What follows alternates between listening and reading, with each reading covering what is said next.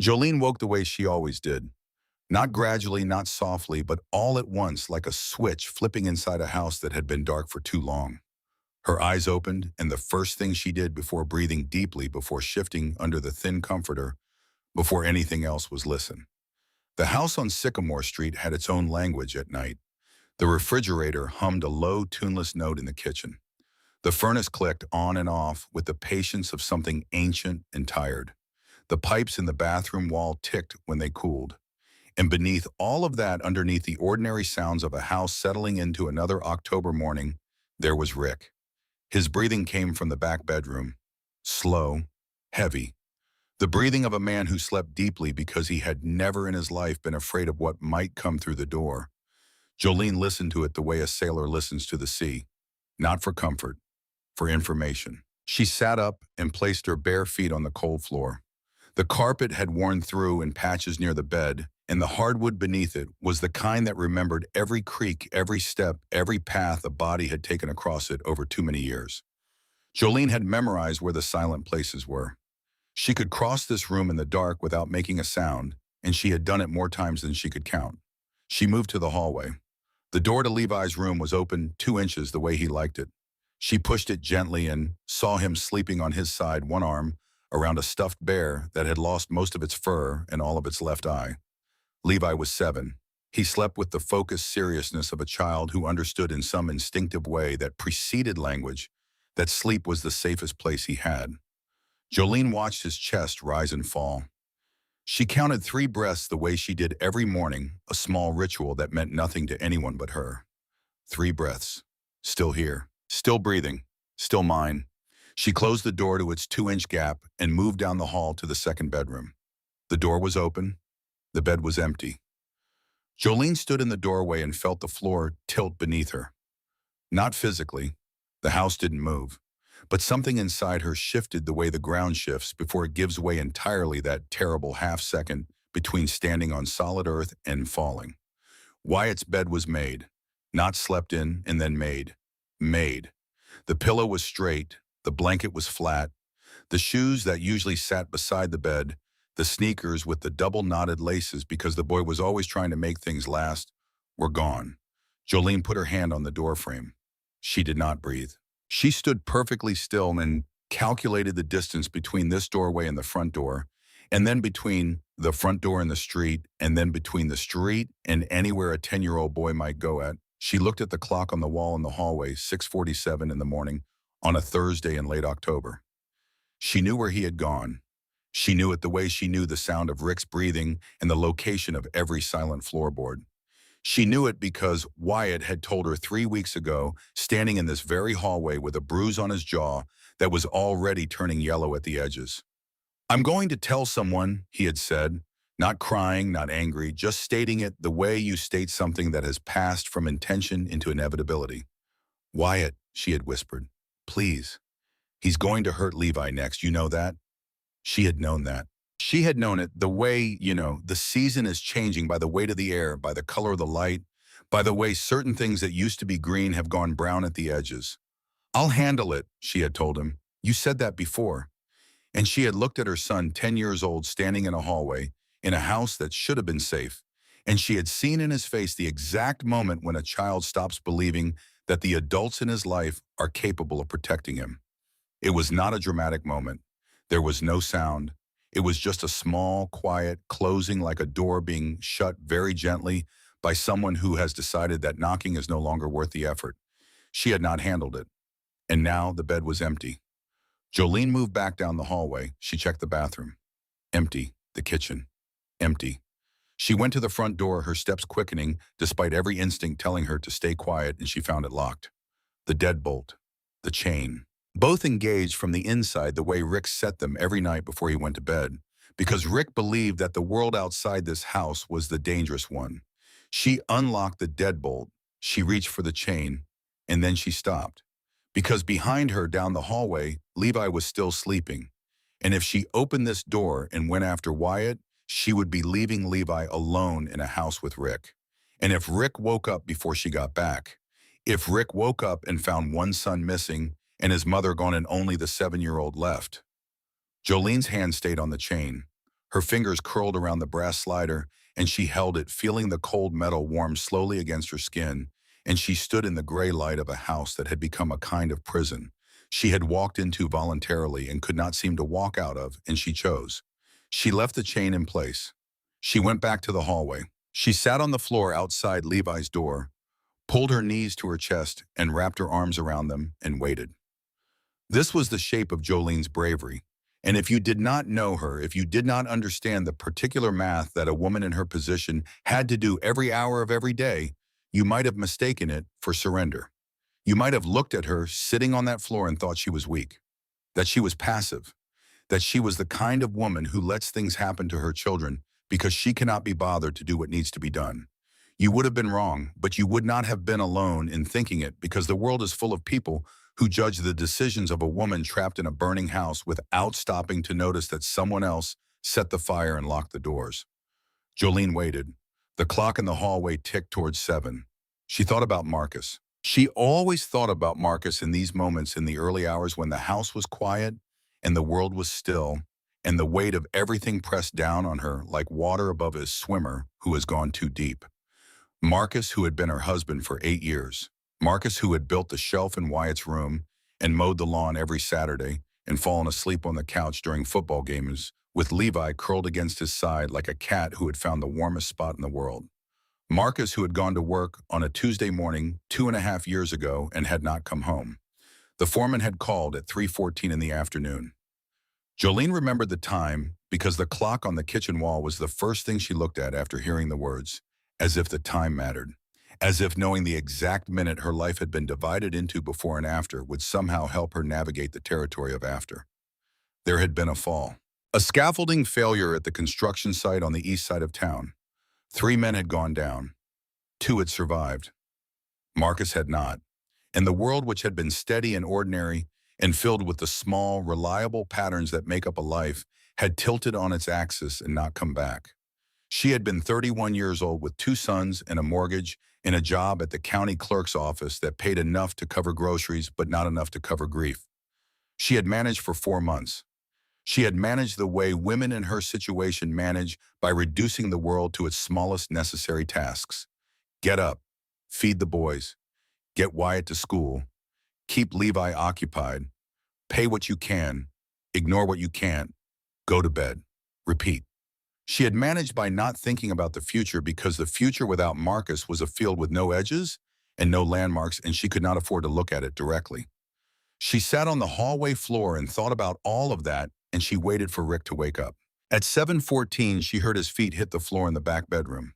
She heard him cough, once the dry morning cough that meant he'd been drinking the night before, not heavily, just enough to leave residue.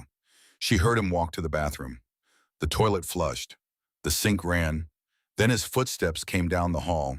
He appeared in the hallway wearing jeans and a white undershirt, his hair uncombed, his eyes still carrying the flat, unfocused look of early waking.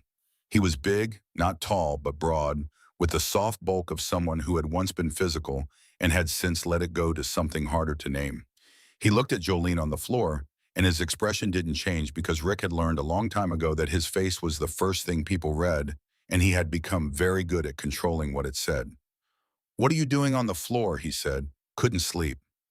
He looked at her for a moment longer than was comfortable, and then walked past her toward the kitchen. She heard him fill the coffee pot.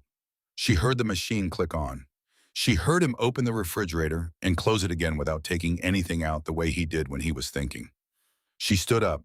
She smoothed her shirt. She walked into the kitchen and sat at the table and waited for what she knew was coming. "Where's Wyatt?" Rick said. He was standing at the counter with his back to her, pouring coffee into a mug that had a crack running down one side that he refused to throw away because it was his, and he didn't believe in replacing things that still function. "I think he went to the backyard. He's been doing that early morning thing again." She said it calmly. She had become an excellent liar over the past 2 years, not because she was naturally dishonest, but because dishonesty had become a survival tool, the same way a certain kind of animal develops camouflage, not to deceive but to avoid being eaten.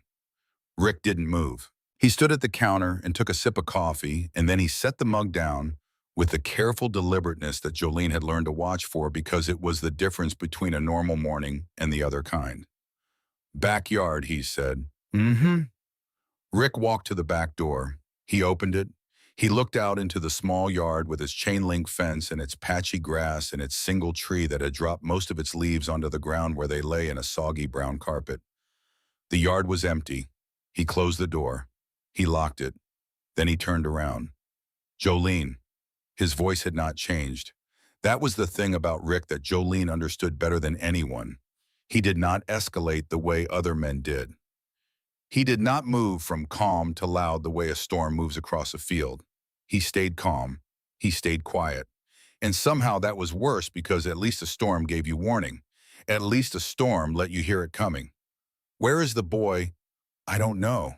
She said it because there was no lie left that would work, and because the truth in this case was also true. She did not know exactly where Wyatt was. She knew where he was going, but that was different. Rick crossed the kitchen in 3 steps. He didn't touch her. He put both hands flat on the table and leaned forward, and his face was very close to hers, and his breath smelled like coffee and something underneath coffee that was older and colder and had nothing to do with what a person drank in the morning. I'm going to ask you one more time. I don't know where he is.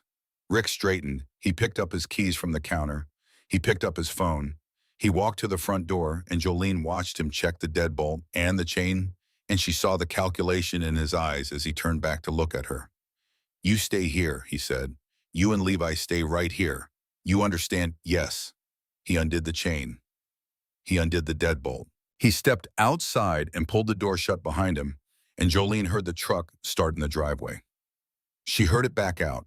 She heard it turn onto Sycamore and accelerate toward Route 12, and the sound of it faded slowly the way sounds do on a quiet street in the morning when the air is cold and still and carries everything farther than it should.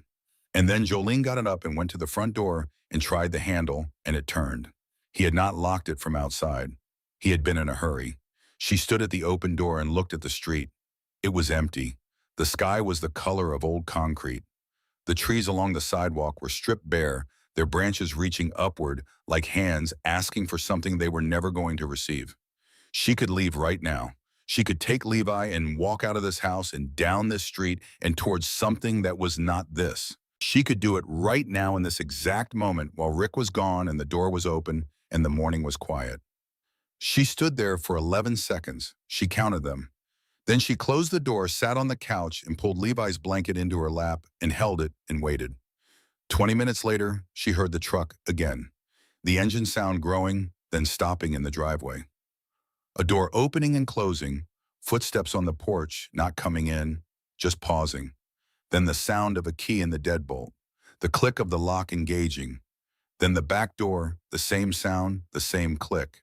Then the truck again pulling away and accelerating, gone. He had come back to lock the doors. He had driven around looking for Wyatt, and at some point during the search, he had realized that he'd left the house unlocked, and he had come back specifically to seal it shut before continuing. Not to check on Jolene, not to check on Levi, to lock the doors.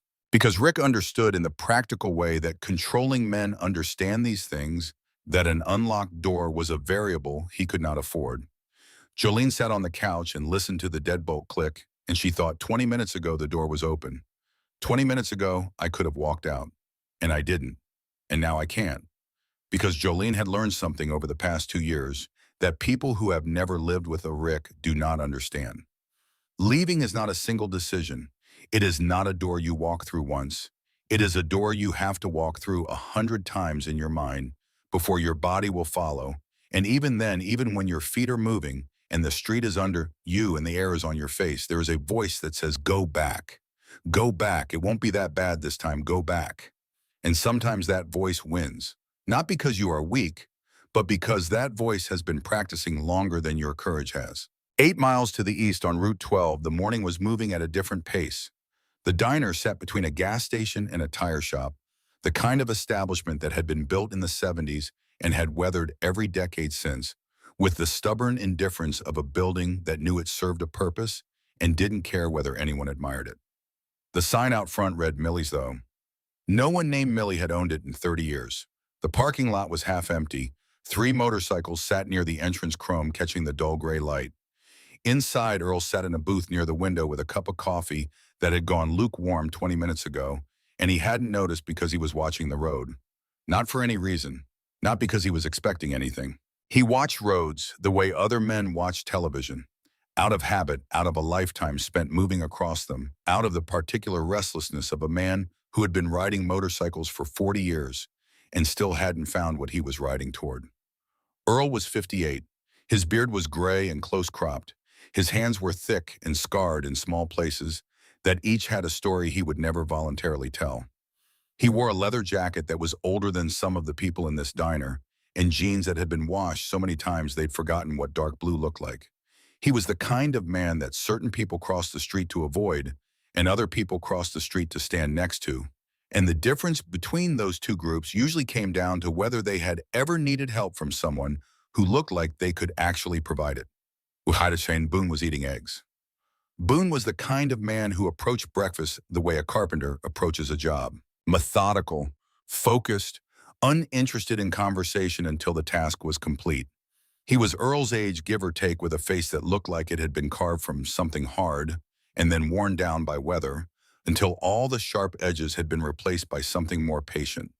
He had hands that could fix an engine in the dark, and a voice that he used so sparingly that when he did speak, people tended to pay attention the way they pay attention to the first crack of thunder after a long silence. Across the table, Sawyer had his phone out, scrolling through weather reports with the intensity of someone who treated meteorology as a matter of personal importance. Sawyer was the youngest of the three, though youngest was relative in this group. He was 49, lean and careful, with the particular awareness of a man who had spent 12 years in the military before deciding that the discipline he'd learned there could be applied to more interesting purposes.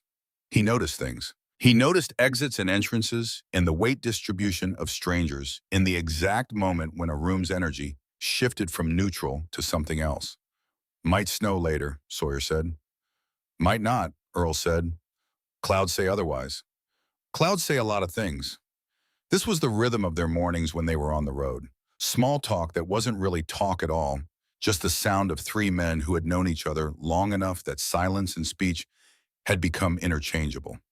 They were 3 days into a ride from Pennsylvania to Kentucky, taking the long way, because the long way was the point, and they had stopped at Millie's because the coffee was cheap, and the booth by the window had a view of the road, and Earl liked to watch the road while he drank his coffee, and there wasn't much more to it than that.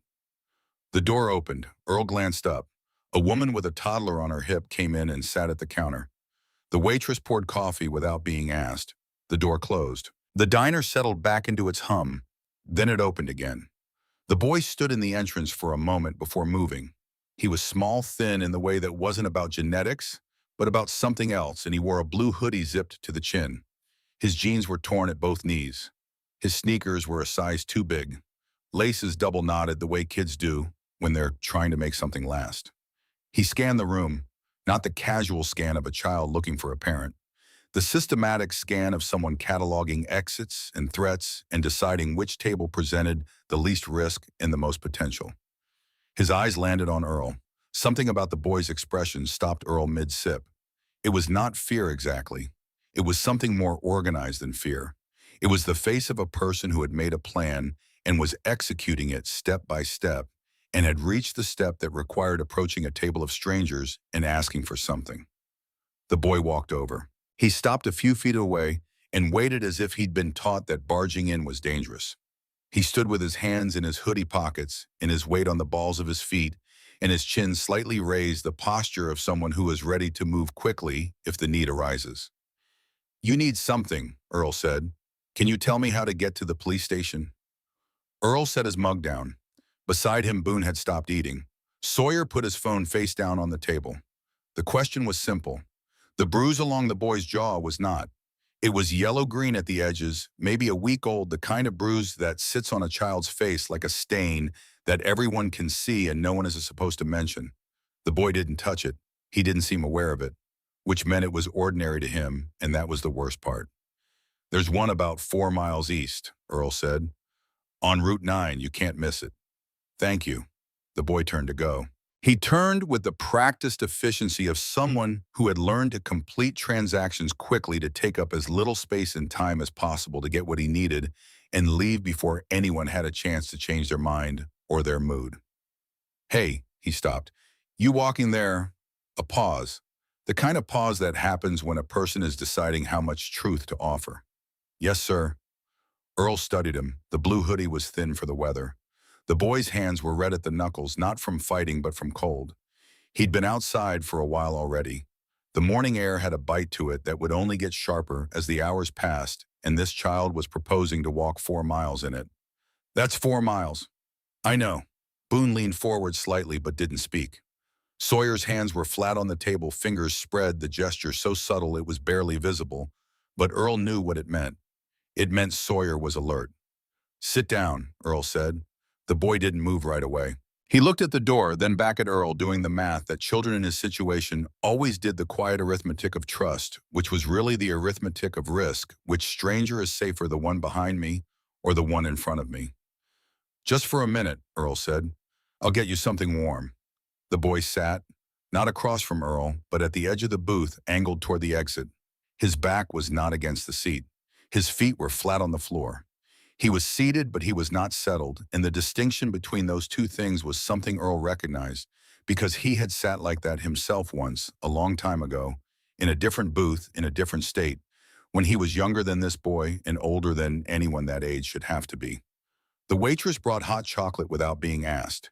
She was the kind of woman who read a room the way a musician reads a score, picking up every note that others missed. She set the mug down and gave the boy a quick, warm look and moved away without hovering, without asking questions, without any of the well-meaning attention that would have made the boy close up. She just put warmth in front of him and left. And the boy wrapped both hands around the mug but didn't drink. He was watching the parking lot through the window. What's your name? Earl asked. Wyatt? How old are you, Wyatt? 10. Where do you wish him? The boy looked at him carefully, measuring. The measuring look of a child who has learned that information is currency and that giving it away too freely has consequences. Sycamore Street, about a mile from here. Earl nodded slowly. So you walked a mile to ask for directions to the police station? It wasn't a question. Wyatt seemed to understand that. Yes, sir. Why not call them? I don't have a phone. Use the diners. Something tightened in the boy's jaw, the bruised jaw. Earl watched the muscle work under the discolored skin and felt something old and heavy shift inside his chest, something that had been there for a long time, buried under years and miles, and the particular kind of forgetting that isn't really forgetting at all, but just a very good imitation of it. I didn't want to do it from somewhere he could find out. The table went quiet. Outside, a truck pulled into the lot and Wyatt's eyes tracked it immediately. Fixed, unblinking. The total attention of a prey animal that has heard a sound in the brush. The truck parked. A woman in a down vest climbed out and walked toward the diner entrance. Wyatt watched her the whole way, then relaxed only when she sat at the counter and opened a menu without looking their direction. Earl waited until the boy's shoulders came down. He had learned over many years that the moments after someone relaxes are the moments when they're most likely to speak honestly, because the body's release gives the mind permission to follow. Who's he? Wyatt picked up the mug and took a slow sip. Then he set it back down and looked at the table. Not at Earl, at the table. At the scratched surface where 100 people had set down 100 mugs and left behind a map of rings and marks that no one would ever read. My mom's boyfriend, his name is Rick. And Rick's the reason you're going to the police station. Wyatt didn't answer that directly. He said, my brother's still in the house. Boone sat back. Sawyer set his hands in his lap. Earl kept his eyes on the boy. How old's your brother? 7. Where's your mom? Something moved across Wyatt's face. Not grief, something older than grief. The kind of expression that settles in when a child has had to recalibrate what normal looks like. When the baseline has shifted so far from where it should be that the child no longer remembers what the original baseline was, only that it existed once and was different. She's there too, but she won't leave. Earl looked at Boone. Boone looked at Sawyer. Nothing was said. Nothing needed to be. There are conversations that happen between people who have known each other long enough that speech becomes unnecessary, where a look carries the weight of a paragraph and a nod carries the weight of a decision. When did you leave? Earl asked. About an hour ago. I waited until Rick went to the back of the house. Your brother wanted to come.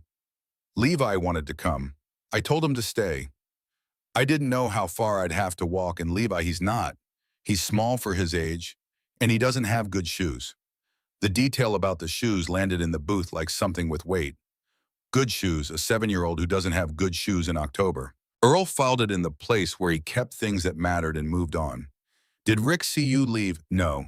Is he the kind of man who checks? Wyatt met Earl's eyes for the first time since sitting down.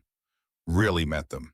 And in that look, Earl saw something he recognized so completely, it was like looking into a mirror that reflected not his face but his history. The look of a child who has become fluent in the language of a dangerous household, who knows the schedule of anger and the geography of safe spaces and the precise sound of a particular man's footsteps and what each variation in those footsteps means. Yes, sir, Earl gave that the space it deserved.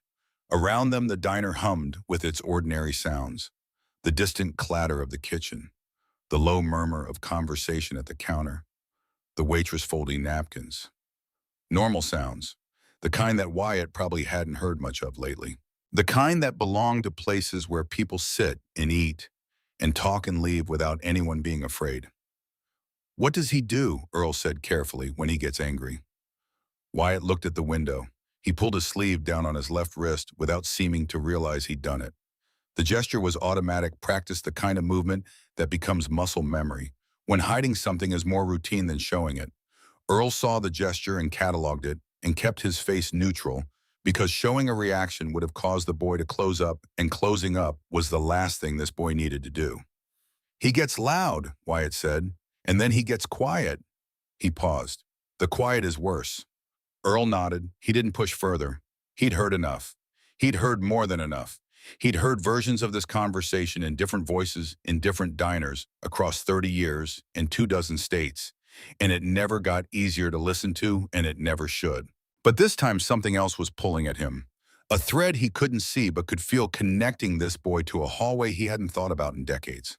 A hallway in a house in Kentucky where an 11-year-old version of himself had stood outside a neighbor's door at 2 in the morning with his shoes untied and his nose bleeding, and knocked and knocked and knocked, and no one had opened the door. No one had opened the door. That hallway had been in Earl's chest for 47 years. He had buried it under leather and distance and the sound of engines and the particular kind of silence that a man wraps around a wound when he has decided that healing is less important than functioning. But it was there. It had always been there. And right now, sitting in a booth in a diner in Ohio across from a 10-year-old boy with a bruise on his jaw and a brother still in the house, that hallway was as real and as present as the coffee growing cold in the mug he'd forgotten he was holding. He looked at Boone, who gave a small nod, then at Sawyer, who was already reaching for his phone under the table. Wyatt, Earl said, we're going to help you, but I need you to tell me a few things first. Can you do that? The boy looked at him for a long moment. He was weighing something. The same calculation as before, but different this time. Less about exits, more about whether this particular stranger was the kind who meant what he said. And somewhere in the process of that calculation, something shifted in Wyatt's face. Not trust, not yet, because trust was something that had been broken too many times to repair in a single moment. But the possibility of trust. The crack in the wall through which trust might eventually find its way. Okay, Wyatt said quietly. Does Rick have a black pickup? It's in the driveway. Does he go out in the mornings? Sometimes, not usually. Is there anyone else in the house besides Rick, your mom and your brother? No. Earl leaned back. He studied the boy's face, the bruise, the careful eyes, the way he sat compact and alert, ready to move. Everything about this child was calibrated for survival. Every posture and every word and every glance at the parking lot, and Earl thought that no 10-year-old should have to be this good at staying alive. Okay, here's what's going to happen. You're going to stay right here with me. Sawyer's going to make a call, and nobody's going to that police station on foot in the cold. Wyatt looked at Sawyer, then back at Earl. You're going to call the police. Sawyer's going to find out what the right move is, Earl said. There's a difference. That seemed to land. Wyatt nodded once slowly and picked up his mug again. This time he drank, a long, slow sip that was less about thirst and more about the simple physical act of receiving something warm. Sawyer had already stepped away from the table, phone to his ear, voice low. The measured tone of a man who had made difficult phone calls before and understood that the first 30 seconds determined how the rest went. He stood near the entrance where the reception was better, one hand in his pocket, his eyes still scanning the parking lot through the glass door even while he talked. Boone pulled out his own phone and was searching something. The address on Sycamore most likely, or the non-emergency line for the county, or both. Boone was the kind of man who gathered information the way other men gathered tools, quietly and thoroughly, building a picture of the situation before deciding how to act within it. Earl watched Wyatt watch the parking lot and said nothing more for a moment. The waitress came by and refilled the hot chocolate without being asked. Wyatt looked up at her, surprised by the small kindness, the casual ease of it, and she gave him a quick smile and moved on. He stared at the full mug for a second, as though he wasn't quite sure what to do with someone being that effortless about caring. As though kindness without conditions was a language he had once spoken and had since forgotten, and hearing it again, even in the small grammar of a refilled mug, was enough to make something behind his eyes go briefly unsteady. Sawyer came back. He sat down and leaned toward Earl. His face was neutral, but his eyes held something hard. Dispatch says there's been a prior call from that address 8 months ago. Report filed. No charges. The words landed in Earl's chest like stones dropping into still water. Report filed. No charges. He knew what that meant. Everyone at this table knew what that meant. It meant someone had asked for help, and the help had arrived, and then the help had left, and nothing had changed except that the asking had been punished. Unit available. 15, maybe 20 minutes. They've got something on the other side of the county. Earl looked at Wyatt. The boy was pretending not to listen, but his hands had gone still around the mug, and his eyes had fixed on a point on the table that wasn't there, the unfocused stare of someone processing information that confirmed what they already feared. "What's your brother's name?" Earl asked. "Levi." "Is Levi scared right now?" Wyatt set the mug down. His voice, when he answered, was very controlled. The control of a child who has practiced holding himself together so many times that it has become structural. Load-bearing, the kind you can't remove without the whole thing coming down. Levi's always scared. He just doesn't show it because he thinks he has to be brave for Mom. Earl felt the thread pull tighter. The hallway in Kentucky, the door that didn't open, the 11-year-old standing in the dark with his shoes untied. But that boy had eventually found his own road. And the man he'd become was sitting in this booth now, with a cup of cold coffee and 2 friends who would follow him into a burning building if he asked, and a 10-year-old kid who had walked a mile in the cold because every single adult in his life had failed him, and he had decided to save his family himself. Earl stood up. He put 2 20s on the table without counting them, and looked at Boone and Sawyer. "Let's go." Wyatt looked up sharply. "We're Sycamore Street." Earl pulled on his jacket. "You're going to sit behind me and hold on, and we're going to go get your brother." The boy stared at him. Something shifted in his face. Not quite relief, not yet, because relief requires believing the danger is over, and Wyatt was smart enough to know it wasn't. But something loosened. Something that had been locked down tight since he'd walked out that door in the dark, early hours of the morning. A small thing barely visible, like a bolt being turned a quarter inch. Not open yet, but no longer frozen shut. He slid out of the booth and stood up. "Okay," he said.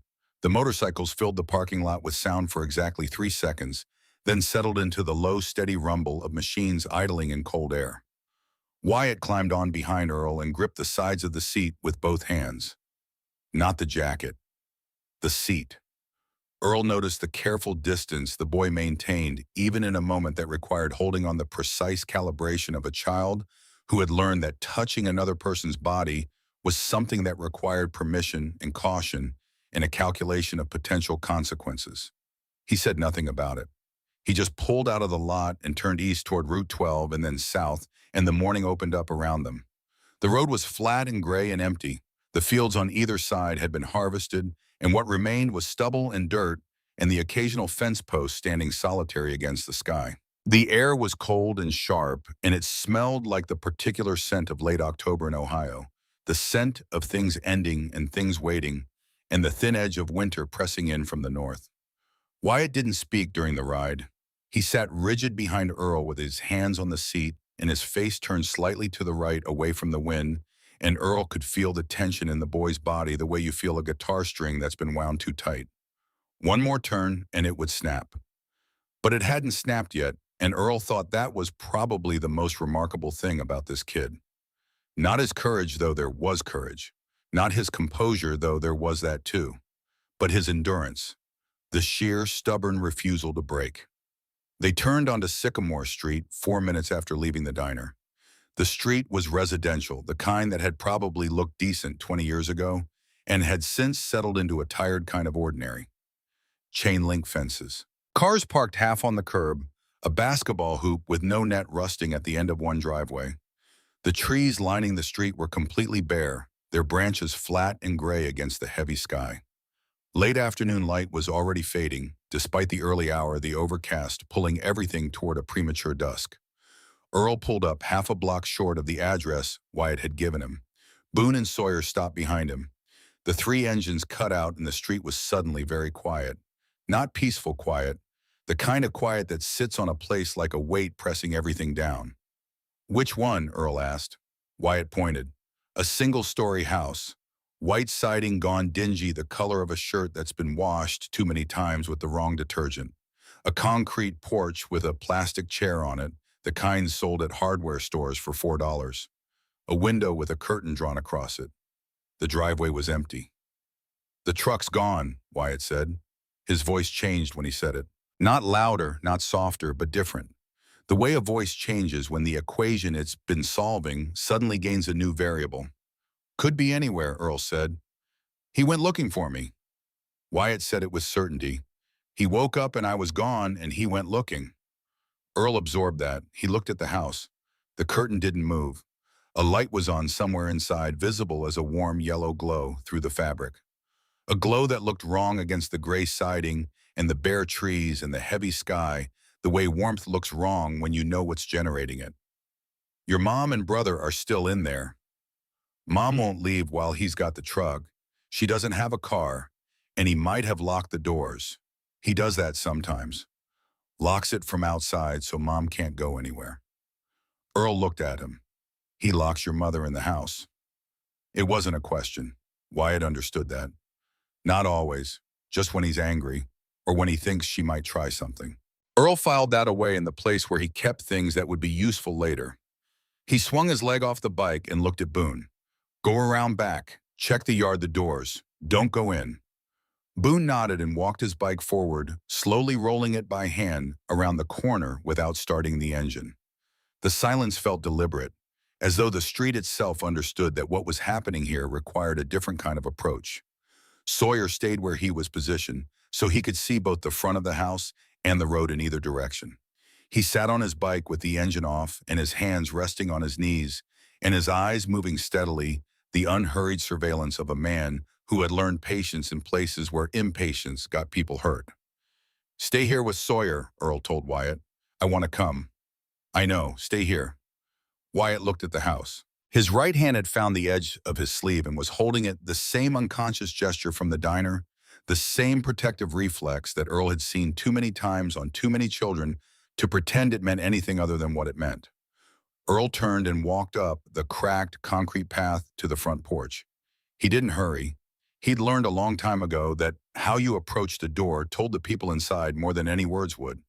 A man who hurries is a man who wants something.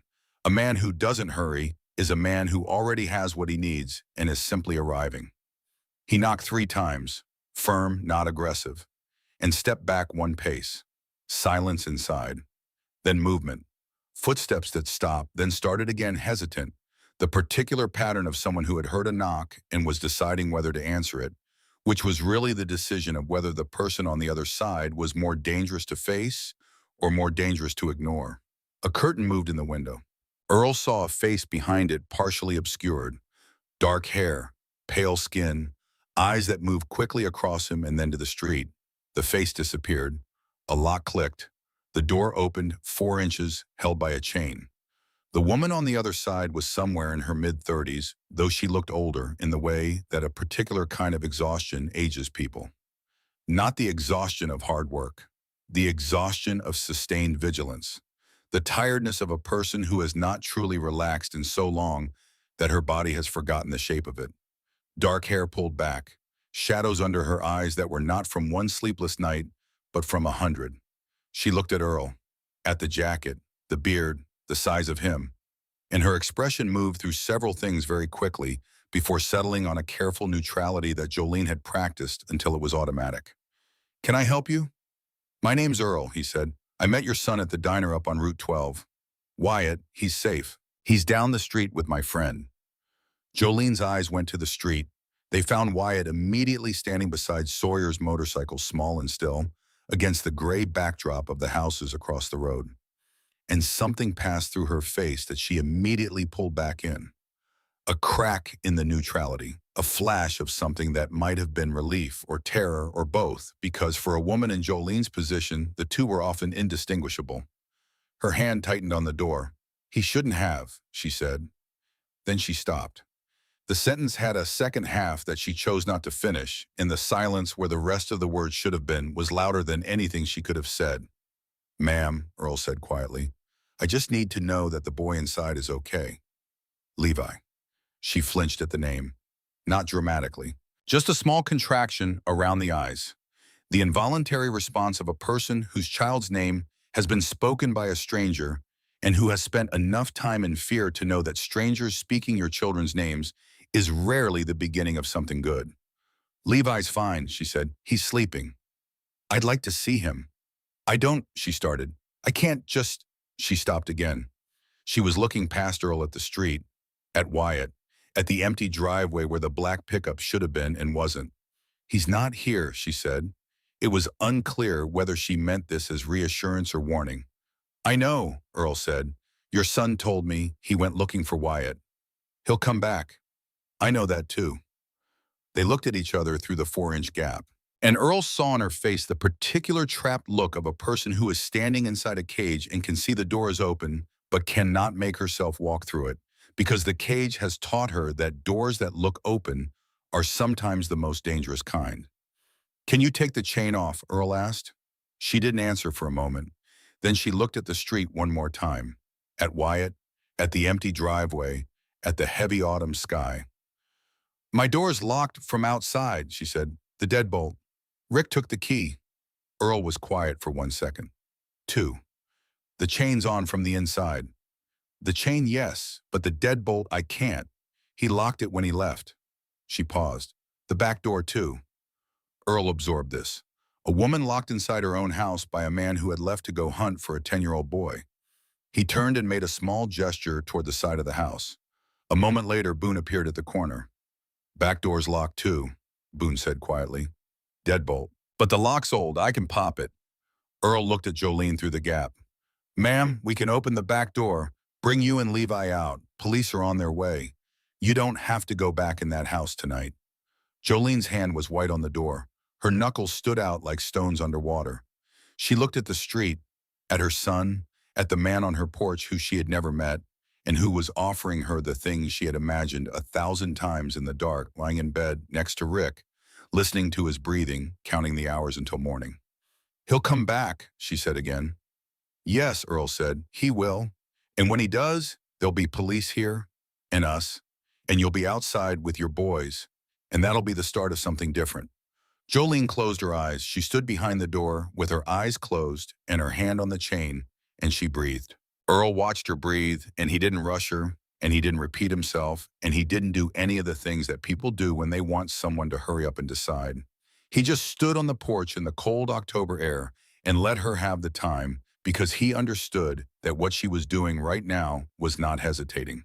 She was gathering. The way a person gathers themselves before stepping off a ledge, not because they're uncertain about the fall, but because they want to be fully present for the moment they stop standing still. She opened her eyes. "Okay," she said. "Get us out." Earl nodded once. He stepped off the porch and walked around the side of the house to where Boone was standing by the back door. The yard was small and flat and tired, the kind of yard that existed not because someone wanted it, but because the house came with one. A rusted grill sat in the corner. A plastic bucket lay on its side near the fence. The tree in the center had lost all its leaves and stood bare and patient, as if it had been waiting for something for a very long time and had made its peace with the possibility that it might never arrive. "How old is the lock?" Earl asked. 20 years, maybe more. Standard deadbolt, pin tumbler. I've seen worse on shed doors." Do it. Boone knelt by the back door. He pulled a small kit from his jacket pocket, the kind of kit that men in certain professions carry without discussing it, and he worked the lock with the quiet efficiency of someone who understood mechanical things the way other people understood language. The pins gave way in under a minute. The deadbolt turned. The door swung inward. The kitchen was small and dim, yellow linoleum floor curling at the edges. A table with 3 chairs, though there were 4 people living in this house. The absence of the 4th chair said something that Jolene had probably stopped noticing and that Earl noticed immediately. A coffee mug sat on the counter half full and still warm. Rick's mug. The evidence of his recent presence sat there like a signature, casual and proprietary, the mark of a man who had no doubt that he would be back to finish what he'd started. Jolene appeared in the kitchen doorway. She had Levi in her arms. The boy was awake now, his face pressed into his mother's neck, his arms around her with the tight grip of a child who has been told to hold on and is doing exactly that. He was wearing pajamas with small rockets on them, the kind of pajamas that belong to a life where bedtime is safe and morning is something to look forward to. He looked at Earl with witty, still eyes. Not frightened, not yet. Something before fright. The cautious alertness of a small animal that has sensed a change in the air, but hasn't yet determined what kind of change it is. It's okay, Jolene said to him. She said it the way she probably said it every day, multiple times a day. A phrase that had long since lost its connection to truth and had become instead a kind of incantation repeated not because it was accurate, but because the alternative was to say nothing, and nothing was worse. My brother, Levi said. His voice was small and clear, the voice of a child who has one question and needs it answered before anything else in the world can proceed. He's outside. We're going to see him right now. Earl stepped back to give them room. Jolene carried Levi through the kitchen and out the back door and into the yard. The cold air hit them immediately, and Levi pressed closer to his mother, and Jolene held him tighter, the instinctive mutual sheltering of 2 people who had been each other's warmth for longer than either of them could articulate. Boone walked ahead, checking the side of the house, the gap between the fence and the wall, the line of sight from the street. Then he signaled, and Jolene followed him around to the front. Wyatt saw them before they saw him. He had been standing beside Sawyer's motorcycle with his hands in the pockets of his blue hoodie and his eyes on the house, and when his mother appeared at the corner with Levi in her arms, something happened in his face that was too large for his features to contain. It moved through him like weather. Not joy, not relief. Something more fundamental. The confirmation that the people he loved were still alive and still moving toward him. He walked. Then he ran. He ran the way children run when they have forgotten for a moment that running is something they have learned to be careful about.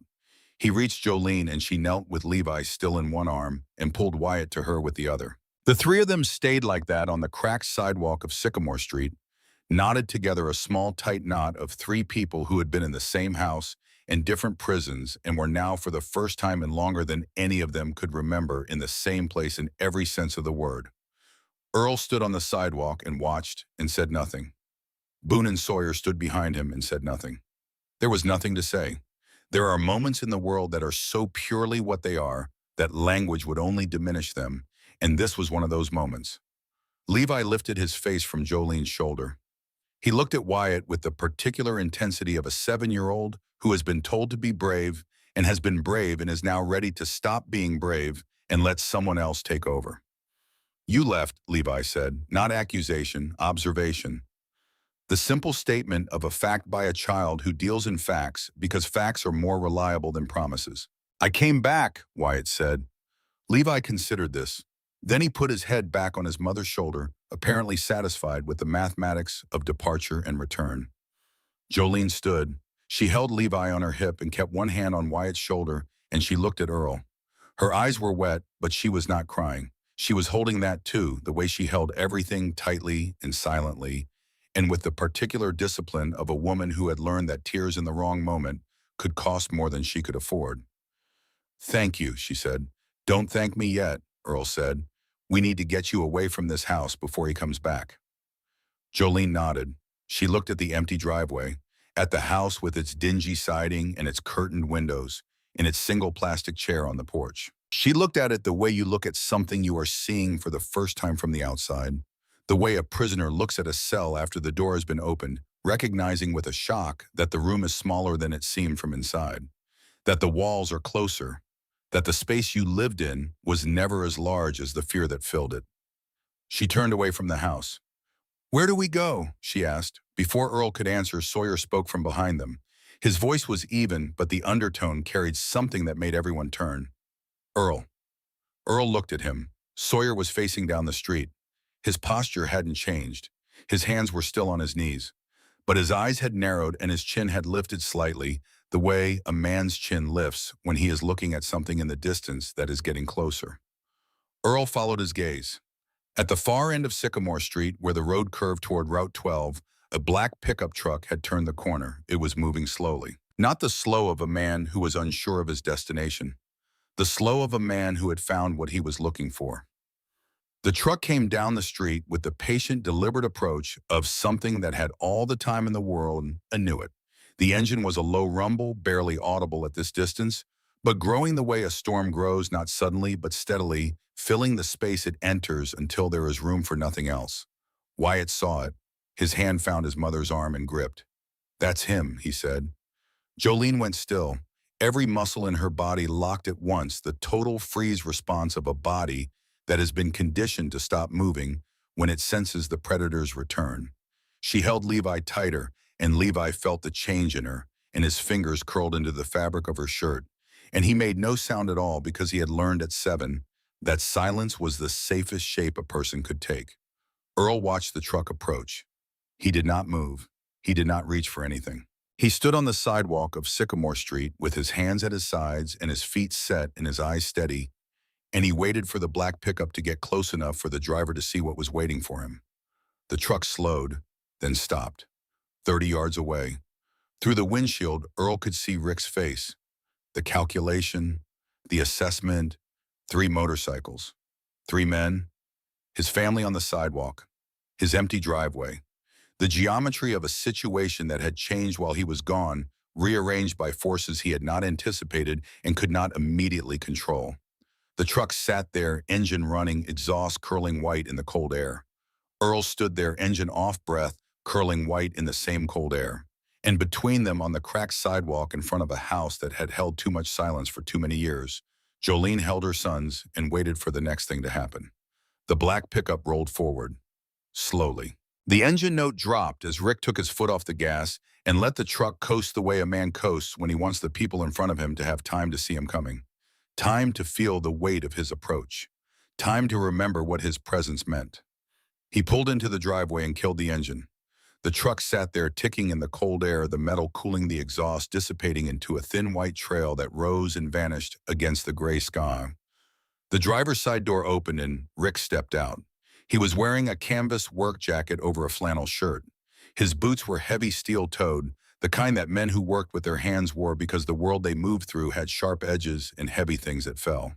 But Rick hadn't worked with his hands in over a year. He wore the boots because they made a sound on hard floors that preceded him into every room he entered, and that sound had become a language that everyone in the house on Sycamore Street understood fluently.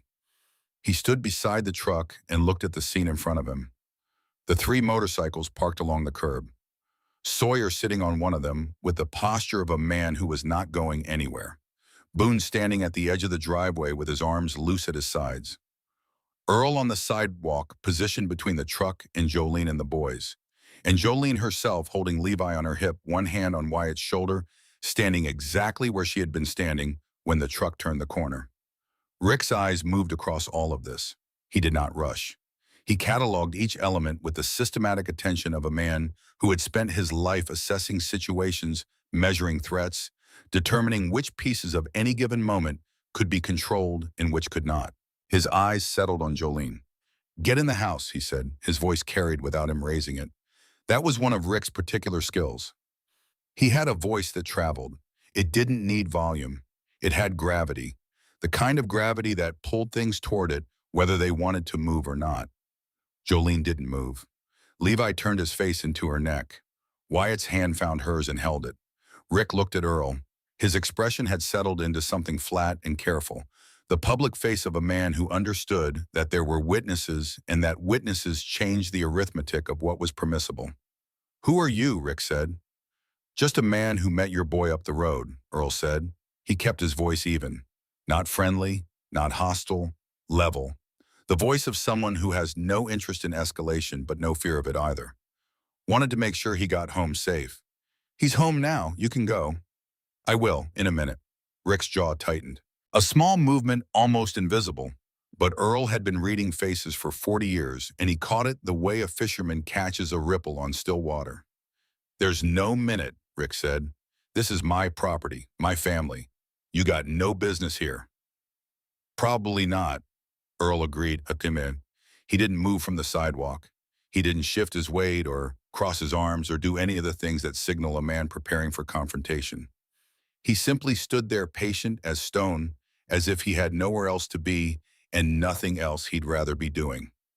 Rick took a step forward, not toward Earl, toward Jolene. "Jolene," she flinched. The name in his mouth was not the same name she carried inside herself. In his mouth it was a command, a leash, a sound that meant return to where you belong. She had been hearing her own name that way for 2 years, and the reflex was so deep that her body responded before her mind could intervene. Her shoulders drew in, her chin dropped. She made herself smaller. But she did not move toward him. It was a small thing, the smallest possible form of defiance. She did not step forward. She did not take Levi and Wyatt back up that path and through that door and into the yellow kitchen with its 3 chairs and its half-finished coffee. She just stayed where she was. Still. Frozen perhaps, but frozen in place, which was different from frozen in retreat. Rick saw it, the failure of the command to produce the expected result. And something shifted behind his eyes, a recalculation rapid and invisible, the adjustment of a man who has pulled a lever that has always worked and found, for the first time, that it hasn't moved anything. He looked at Wyatt. The boy was standing beside his mother with his jaw tight and his eyes fixed on Rick, and his hand holding Jolene's with a grip that was probably painful for both of them. There was no fear in Wyatt's face. There was something older than fear. Something that had passed through fear and come out the other side and was now standing in a place that had no name, but looked a great deal like resolve. "Wyatt," Rick said. His voice changed slightly when he said the boy's name. Softer. The manufactured softness of a man who understood that children were sometimes more easily controlled than adults, and that the control of a child could be used as leverage against a mother. "Come here, son." Wyatt didn't move. "I said come here." "He's fine where he is," Earl said.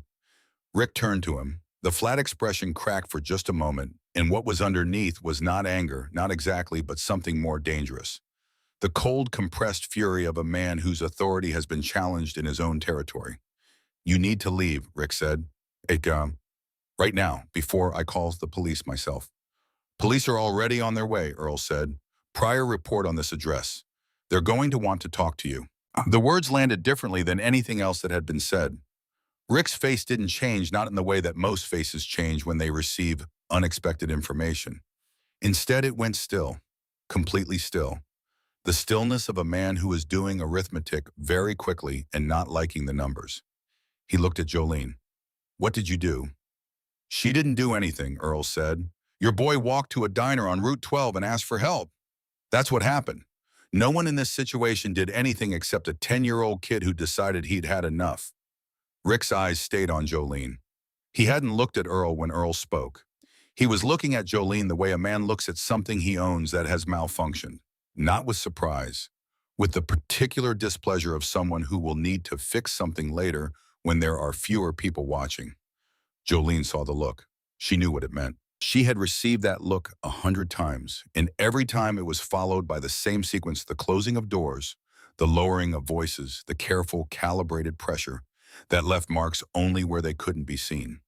But this time, standing on the sidewalk with her boys and 3 strangers who had positioned themselves like walls between her and the man in the driveway, Jolene felt something she hadn't felt in a very long time. Not courage, not yet. Something that came before courage. The faint, barely perceptible recognition that there existed right now in this exact moment, a space between herself and Rick that had not been there before. A gap, an opening, small enough to close with one step, but present. She looked at her sons, Wyatt standing rigid holding her hand, Levi, his face against her neck, his fingers curled into her shirt. Two boys who had been learning every day for 2 years the architecture of fear. Who had been building their understanding of the world around the shape of what Rick allowed and what Rick punished, and who had begun without knowing it to accept that architecture as permanent, as the way things were. And then Rick changed tactics. It happened the way weather changes on a plane. One moment the pressure was building hard and static and compressed, and the next moment it shifted direction entirely. Rick's shoulders dropped. His hands came out of his jacket pockets and hung at his sides, open palms visible. His face softened. Not dramatically, just enough. The precise amount of softening that a particular kind of man learns to produce when he senses that force is not going to work and that the situation requires a different tool. "Jolene," he said, and this time the name was different. This time it was the name she had heard in the early days. The name that had sounded like shelter when she was drowning. The name that had been attached to grocery bags and a fixed faucet and a man who sat with her when she couldn't sleep in the months after Marcus died. "Baby, come on, you know me. You know us, these people." He gestured at Earl at Boone at Sawyer, a small dismissive movement of one hand. "They don't know what our family is. They don't know what we've been through." He took a half step closer. Not aggressive, careful. The step of a man approaching something fragile. "Remember what it was like after Marcus died? Remember how I was the one who showed up? I was there, Jolene, when no one else was. I brought groceries. I fixed the bathroom sink. I sat with you when you couldn't sleep." His voice had dropped into the register that Jolene knew best. The low, warm register that had convinced her 2 years ago that this man was safe. That this man was the answer to the question that Marcus's death had left behind. The question of who would be there, who would help, who would fill the space. "We had a rough patch," Rick said. "I know that. I know I need to do better. But these strangers on our street cops coming to our house, this isn't how we fix things. This is how things get worse. You know that." He was looking at Jolene with an expression of such convincing sincerity that a stranger watching might have believed him. Might have thought, here is a man trying to save his family. Here is a man who loves this woman and has made mistakes and wants another chance. Jolene felt it. She felt the pull of it, the particular gravitational force of a narrative she had been telling herself for 2 years. The narrative that said, he's not always like this. That said there were good days. That said Levi laughed at dinner last Tuesday, and Rick was the one who made him laugh. She felt herself leaning toward it the way a person leans toward warmth in the cold. Not with her body, with something deeper. The part of her that was exhausted and terrified and wanted more than anything for this to be simple. For Rick to be the man he was pretending to be right now. For the good days to be the real days and the bad days to be the aberration. Earl watched this happen from the sidewalk, and he said nothing. Because he understood in the way that only a person who has watched this particular drama play out many times can understand that this was not his moment. This was Jolene's. And the choice she was about to make could not be made for her by a stranger on a motorcycle, no matter how good his intentions. Boone shifted his weight slightly. Sawyer's eyes moved between Rick and Jolene. The street was quiet. A curtain moved in a window 2 houses down and then was still. "Come inside," Rick said. "We'll talk, just us. No strangers, no police." Jolene's mouth opened. No sound came out. She was standing on the edge of something, and she could feel it, the tipping point, the precise moment where the next word she spoke would determine the direction of everything that followed. One word toward Rick, and the architecture would rebuild itself around her. One word away from him, and the architecture would collapse, and she would have to build something new from whatever was left. And she did not know if there was enough left to build anything at all. Wyatt felt his mother's hand tremble in his. He looked up at her face and saw what was happening there. The war between the person she was and the person Rick had spent 2 years teaching her to be, and he felt something rise in his chest that was not anger and not fear, but something more elemental than both. He spoke. "Mom." Jolene looked down at him. "I don't want Levi to grow up scared like me." The words were quiet, measured. The words of a 10-year-old who had spent months choosing them and had waited until this exact moment to say them because he understood with the terrible wisdom of a child who has been forced to think like an adult that this was the moment when they would matter most. The effect was immediate, not dramatic. There was no gasp, no cry, no sudden movement. Jolene simply looked at her son, and her face did something that no one on that street would ever forget. It broke. Not the way glass breaks sudden and sharp, the way ice breaks in spring. Slowly from beneath, from the place where warmth has been building for a long time without anyone noticing. The surface cracks and the water underneath begins to move, and what was frozen begins to flow. She looked at Wyatt, she looked at Levi, she looked at Rick, and then she took one step backward, away from him, toward the street, toward the motorcycles and the strangers in the cold October air and everything that was uncertain and terrifying and unknown. One step. Rick saw it. The step. The direction. The meaning. His face changed. The manufactured softness disappeared as if someone had wiped it away with a cloth, and what was underneath was the thing that Jolene and Wyatt and Levi had lived with for 2 years. The real face. The one that emerged when the door was closed and the audience was gone, and the only people watching were the ones who couldn't leave. He took a step forward. Hard. Fast. Earl moved, not toward Rick, into the space between Rick and Jolene. He didn't raise his hands. He didn't speak. He just had occupied the space the way Apollo occupies space by being there and being immovable. Rick stopped. His chest was rising and falling faster now. His hands had closed into fists at his sides, and the tendons in his neck stood out like cables. "Get out of my way," he said. "No," Earl said. Earl. Boone had moved to the edge of the driveway, blocking the path between the truck and the sidewalk. Sawyer had stepped off his motorcycle and was standing 10 feet away, with his phone in his hand, visible recording. Rick saw the phone. His eyes locked on it, and his jaw worked, and the calculation happened again, faster this time, more desperate. "You're trespassing," he said. "All of you. This is my property." "Sidewalk's public," Earl said. A sound reached them from the distance, faint but unmistakable. The two-tone pattern of a siren, far away but getting closer, coming from the direction of Route 9, cutting through the still autumn air, with the particular urgency that sirens carry even when they're not moving fast. Rick heard it. Everyone heard it. Something went out of Rick's posture, not all of it. Not the anger, not the compressed fury, not the fundamental orientation of a man who believed the world owed him obedience, but the energy behind it, the forward lean, the readiness for physical action. It drained out of him the way water drains from a container when you tip it slowly, not all at once, but in a steady diminishing that left behind something hollow and still. He looked at Jolene one last time, and the look he gave her was not the look of a man who was letting go. It was the look of a man who was filing something away for later.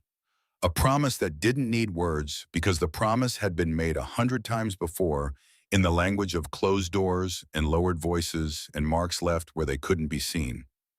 "You'll come back," he said, quietly, just to her, just loud enough for her to hear.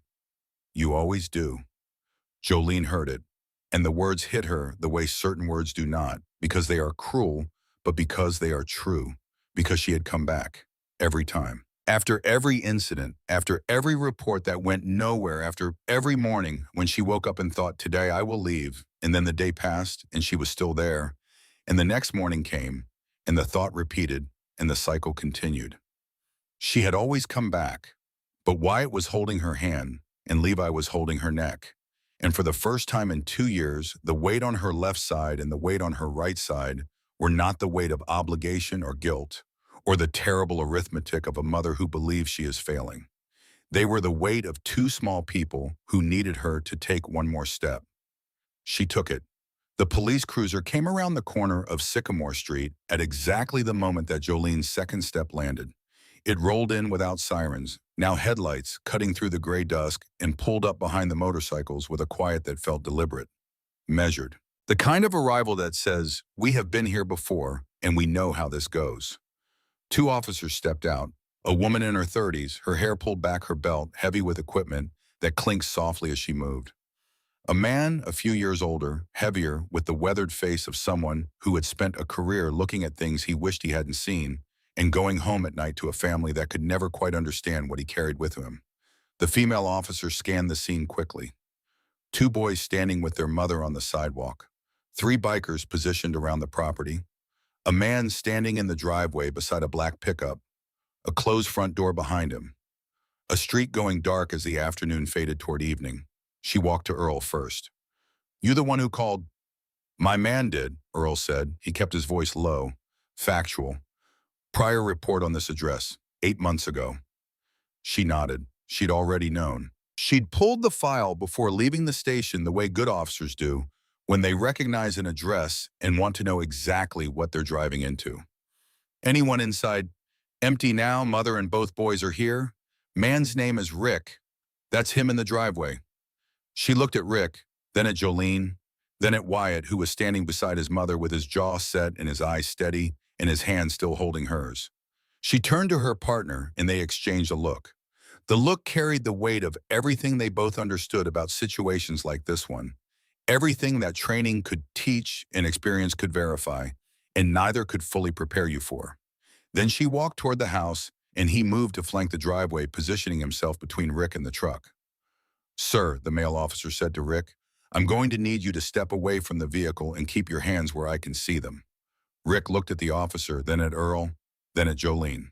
The calculation was still running behind his eyes, but the variables had changed. The situation had moved past the point where charm could redirect it or intimidation could contain it. There were badges and body cameras in a report from 8 months ago that had been insufficient then, but might not be insufficient now. He stepped away from the truck. He kept his hands visible. He sat down in the plastic chair on the porch when the officer gestured toward it, and he sat with the controlled stillness of a man who had decided that cooperation was currently his best option, which was not the same thing as cooperation, and everyone present understood the difference. The female officer approached Jolene. She stopped a few feet away, and her voice when she spoke was different from the voice she'd used with Earl. Softer, more careful. The voice of someone who understood that the woman in front of her was in a state of fear that could not be dispelled by the presence of a badge, and that trust in situations like this was something that had to be earned in increments. "Ma'am, my name is Officer Patterson. Can you tell me your name?" Jolene looked at her. She was still holding Levi, still holding Wyatt's hand. She had not let go of either since stepping away from Rick. "Jolene," she said. "Jolene, are you hurt?" "No." "Are your boys hurt?" Jolene looked at Wyatt, at the bruise on his jaw, at the wrist he kept covered with his sleeve, at the 7-year-old in her arms who had not spoken since his brother's name and who was watching everything with eyes that were too old for his face. "Yes," she said. The word came out like something that had been trapped for a very long time and was finding the shape of its own release. Officer Patterson wrote something down. "Would you be willing to come to the station and give a statement?" "Yes." "Both boys too?" "Yes." "Is there anything in the house you need right now? Medications, documents, anything for the children?" Jolene looked at the house, the dingy siding, the curtained windows, the porch where Rick sat with his hands on his knees and his eyes following every word she said. "No," she said. "There's nothing in there I need." The officer nodded. She turned and walked to her partner and spoke quietly for a moment. The partner spoke into his radio. The sound of it, the crackle and the coded language, and the dispatcher's voice coming back steady and routine filled the street with the particular noise of systems engaging. Machinery beginning to move. The slow, imperfect, sometimes inadequate, but present machinery of people whose job it was to stand between the vulnerable and the violent. A second cruiser arrived.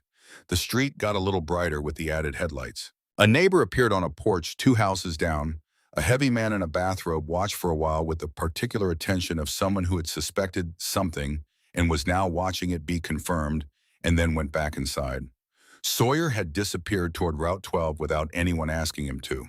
He returned 15 minutes later with 2 hot chocolates from the diner in a paper bag that turned out to contain a grilled cheese sandwich cut in half. He handed 1 hot chocolate to Wyatt and 1 to Jolene and gave the sandwich to Levi, who accepted it with both hands and ate it with the focused attention of a child who was very hungry and had decided that this was the most important thing happening right now. Wyatt gave his statement to Officer Patterson standing near the hood of her cruiser. Quiet, precise, no dramatics. The same careful composure he'd carried all afternoon, all year, all the time since Rick had moved into the house on Sycamore, and the architecture of fire had begun to be built 1 brick at a time around the family that Wyatt had been trying to protect, with the only tools a 10-year-old had available: vigilant silence and the willingness to walk 4 miles in the cold.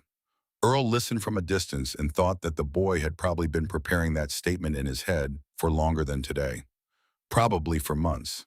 Lying in his bed at night in a house where the quiet was worse than the loud, rehearsing the words he would say when someone finally asked. Rick was walked to the second cruiser by 2 officers. He went without resistance. He went the way a certain kind of man goes when he is outnumbered and outmaneuvered and has decided that the performance of compliance is his last available tool. His face was calm, his steps were measured, and just before he reached the cruiser, he turned and looked at Jolene across the 30 feet of cracked concrete and dying grass that separated them. He didn't say anything. He didn't have to. The look said everything that his voice would have said if there hadn't been officers on either side of him and a body camera recording every word. The look said, "This isn't over." The look said, "I know where you are." The look said, "You will come back." Jolene saw the look. She received it in the place behind her sternum, where fear lived, the place that was always slightly constricted, always slightly difficult to breathe around the place that had become so familiar. She sometimes forgot it was there until a moment like this reminded her that it had never left. But she did not look away. She held Rick's gaze across the dying lawn and the cracked sidewalk and the distance between them that was for the first time a distance that she had chosen. She had walked away from him. She had taken those steps, and the fact that her legs were shaking and her heart was beating too fast and her arms were aching from holding Levi for too long did not diminish the truth of those steps. They were hers. She had taken them, and she was still standing on the ground where they had carried her. Rick got into the cruiser. The door closed. The car pulled away from the curb and turned at the corner and was gone. The street went quiet again. The kind of quiet that comes after something leaves when the space where the thing was is still shaped like it still holds the impression, but the thing itself is no longer there. Earl stood beside his motorcycle and looked at the house. The porch was empty now. The plastic chair sat there alone under the flat autumn sky. The light in the front window was still on, warm and yellow, glowing through the curtain, with the particular persistence of a bulb that would stay lit all night because no one would go back inside to turn it off. Jolene sat on the curb with Levi in her lap and Wyatt beside her. Levi had finished the sandwich and was leaning against his mother's chest with the heavy, warm weight of a child who was beginning to believe cautiously that the danger might be passing. Wyatt sat with his elbows on his knees and his hands clasped together and his eyes on the street, still watching, still alert, still carrying the particular vigilance that would take longer to set down than it had taken to pick up. Jolene looked at Earl. He was standing a few feet away, his hands in his jacket pockets, his face angled slightly toward the sky, as if he were checking the weather or asking the clouds a question he already knew the answer to. "What happens now?" she asked. "Now you go to the station," Earl said. "Give your statement. There's a family advocate there who'll help figure out next steps." "And then, Mom," Earl looked at her. "That part's up to you." Jolene nodded. She looked at the house one more time. The place where she had lived for 3 years, first with Marcus and the boys, and then after Marcus died alone with the boys, in the silence, in the mortgage, in the creeping fear that she couldn't do this by herself. And then Rick had appeared. Rick with his groceries and his fixed sink, and his steady voice and his hands that had seemed in the beginning like hands that would hold things together. She looked away. "I'm not going back," she said. She said it quietly, the way you say something for the first time when you're not yet sure you believe it, but you need to hear it out loud to find out if it's real. Earl nodded. He didn't tell her she was brave.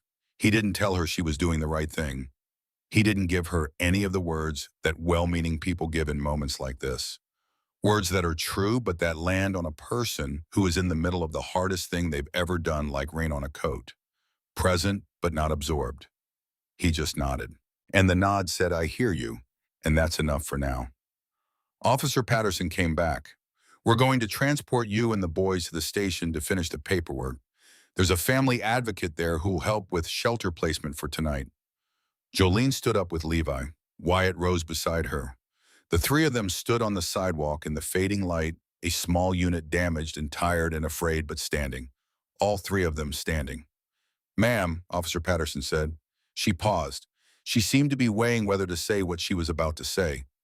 When we searched the house, we found a room, the second bedroom on the left. The door had a hasp block on the outside. Jolene closed her eyes. We photographed everything. It's going to be part of the file, along with your statement and the boys' statements in the prior report. She paused again. It's enough. This time it's enough. Jolene opened her eyes. She looked at the officer and she didn't say thank you, and she didn't cry. She just nodded once and walked toward the cruiser with her sons. At the car door, she stopped. She turned and looked at Earl one more time. The biker was standing beside his motorcycle with Boone and Sawyer behind him, three men who had no connection to her life and no obligation to be here, and who had come anyway because a 10-year-old boy had walked into a diner and asked for help, and they had answered. Thank you, she said, for coming. Your boy did the hard part, Earl said. We just showed up.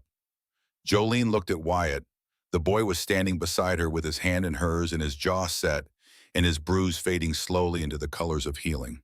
She squeezed his hand. He squeezed back. They got into the cruiser. The door closed. The engine started. And the car pulled away from Sycamore Street, carrying a woman and two boys towards something that was not safety, not yet, because safety is not a place you arrive at, but a thing you build slowly over time with hands that shake and a heart that doubts and the stubborn, unreasonable insistence that tomorrow can be different from today. Earl watched the cruiser's taillights until they turned the corner and disappeared. Then he stood on the empty street and let the quiet settle around him like a coat he'd worn before. Boone came to stand beside him. You good? Boone asked. Earl didn't answer right away. He was looking at the house, at the porch, at the plastic chair where Rick had sat with his hands on his knees and his eyes calculating, always calculating the mathematics of control and leverage, and the particular brand of authority that a man like Rick believed the world owed him. He locked them in, Earl said. Not to Boone exactly, to the street, to the empty driveway, to whatever part of the universe was keeping track. Deadbolted the front door and the back door from the outside and left a woman and a 7-year-old locked inside while he drove around looking for a 10-year-old kid who had the nerve to try to save his own family. Boone said nothing. There was nothing useful to say. Room with a lock on the outside, Earl said. She didn't flinch when the officer said it. You know what that means? It means she already knew. She knew it was there because she'd heard it, heard the hasp slide shut, heard her boys on the other side of that door, and she couldn't. He stopped. His jaw worked. His hands, which had been steady all afternoon, steady when Rick stepped out of the truck, steady when the calculation of violence had hung in the air between them like smoke, were not steady now. They trembled at his sides, a fine, rapid tremor that had nothing to do with the cold. Boone waited. Earl took a breath, then another. He reached into the pocket of his jacket and pulled out a pack of cigarettes that he'd been carrying for 3 months without opening. He looked at it. He put it back. When I was 11, he said, his voice had dropped to something barely above a whisper, and Boone leaned slightly closer to hear. When I was 11, my old man came home one night and put my mother's head through the drywall next to the kitchen door. I could show you the house. I could show you the wall. The patch they put over it is still there. Different color paint than the rest of the wall. Nobody ever bothered to match it. He paused. I ran out the back door and went to the neighbors, knocked on their door. The Prestons, Ed and Barbara Preston, good people, church every Sunday, brought us casseroles when my mom had her surgery. I knocked on their door at 2 a.m. with blood on my shirt that wasn't mine, and Ed Preston opened the door halfway, looked at me, looked past me at my house and said, Go home, son. This is between your parents. The street was very quiet, and I went home because I was 11 and a grown man told me to, and I didn't know yet that grown men could be wrong about things that mattered. I went home and I went to bed, and the next morning my mother made pancakes with a black eye, and we never talked about it. Not once, not ever. He looked at the house on Sycamore one more time. Nobody opened the door for me, he said. So I open doors now. That's the deal I made with myself. That's the only deal that matters.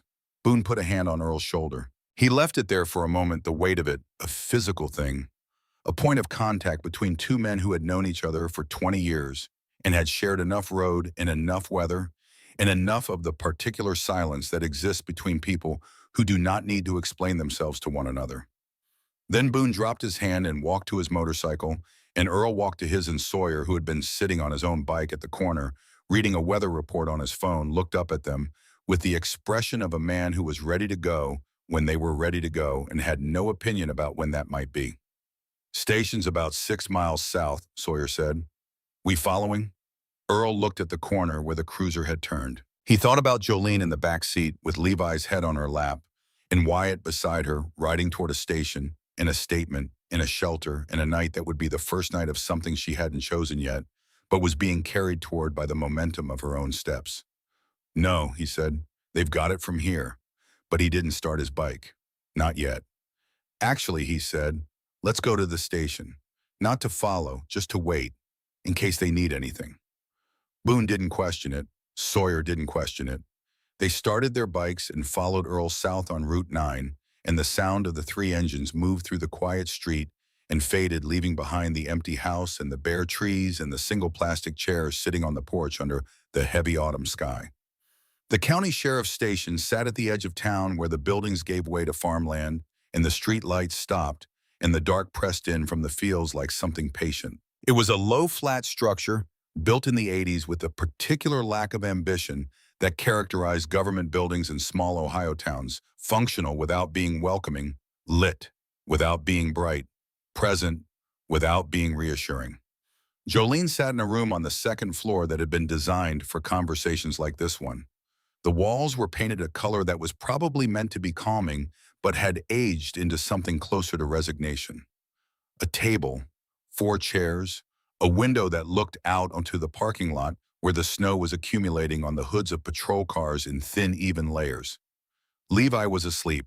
He had fallen asleep in the cruiser, his head on Jolene's lap, his body going heavy and still, in the particular way that children go heavy when they have decided on some deep cellular level that they are safe enough to stop being awake. Jolene had carried him into the station, and a woman with kind eyes and a lanyard that read Family Services had shown them to this room and brought a blanket, and Levi was now sleeping on a couch against the far wall, curled into the blanket with his thumb near his mouth, a habit he'd given up a year ago and had apparently reclaimed. Wyatt sat in the chair beside Jolene. He had not fallen asleep. Jolene didn't think he would. He sat with his back straight and his hands on his knees, and his eyes moving between the door and the window and the sleeping form of his brother, the constant triangulation of a boy who had been responsible for the safety of others for so long that his body no longer knew how to stop performing the calculation.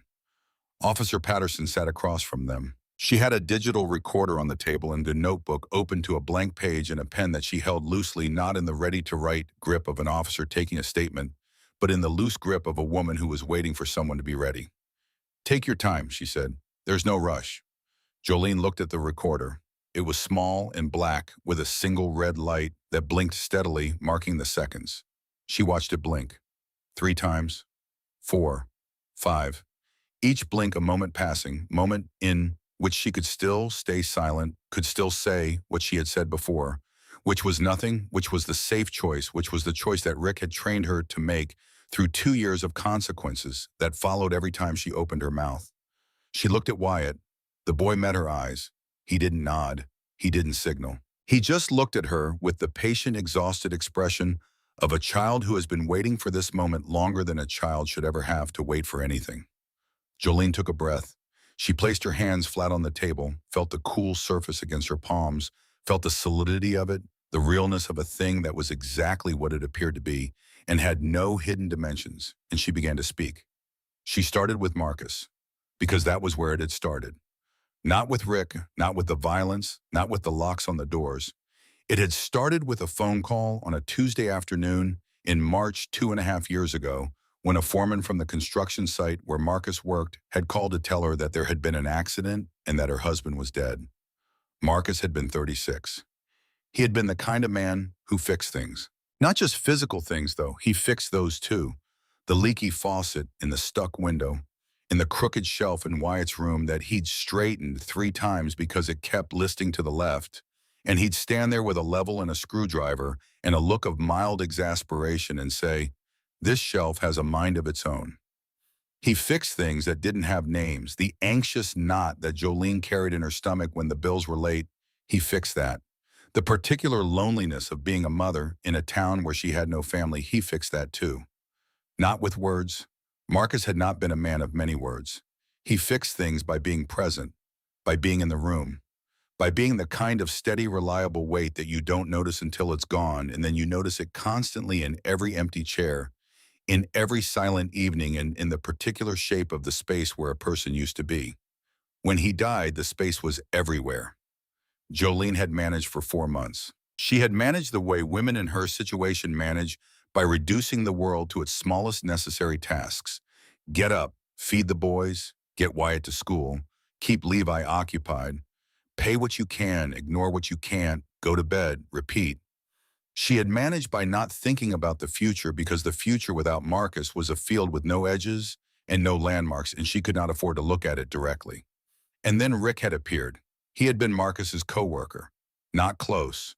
The kind of coworker who nods in the break room and shares a thermos of coffee on cold mornings and knows your first name, but not your middle one. He had come to the funeral. He had stood at the back, quiet, respectful. A week later, he had come to the house with 2 bags of groceries and a toolbox. Marcus mentioned the bathroom faucet, he had said.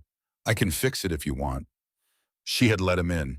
Jolene paused in her telling. She looked at Officer Patterson, who was writing steadily, but not fast, giving Jolene the pace she needed.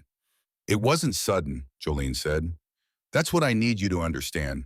It wasn't like he walked in one day and started hitting me. It was slow.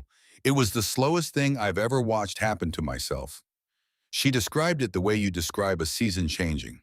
The imperceptible shifts. Rick started coming by more often. Then every day. Then he was there in the morning when she woke up, and there in the evening when the boys went to bed, and the space that Marcus had left, the space that had been everywhere, started to fill with someone else. And at first the filling felt like relief. He was helpful. He was present. He was good with the boys, or what passed for good in the early days, which was really just attention, just the fact of a male figure in the house who spoke to Wyatt about homework and let Levi sit on his lap during cartoons.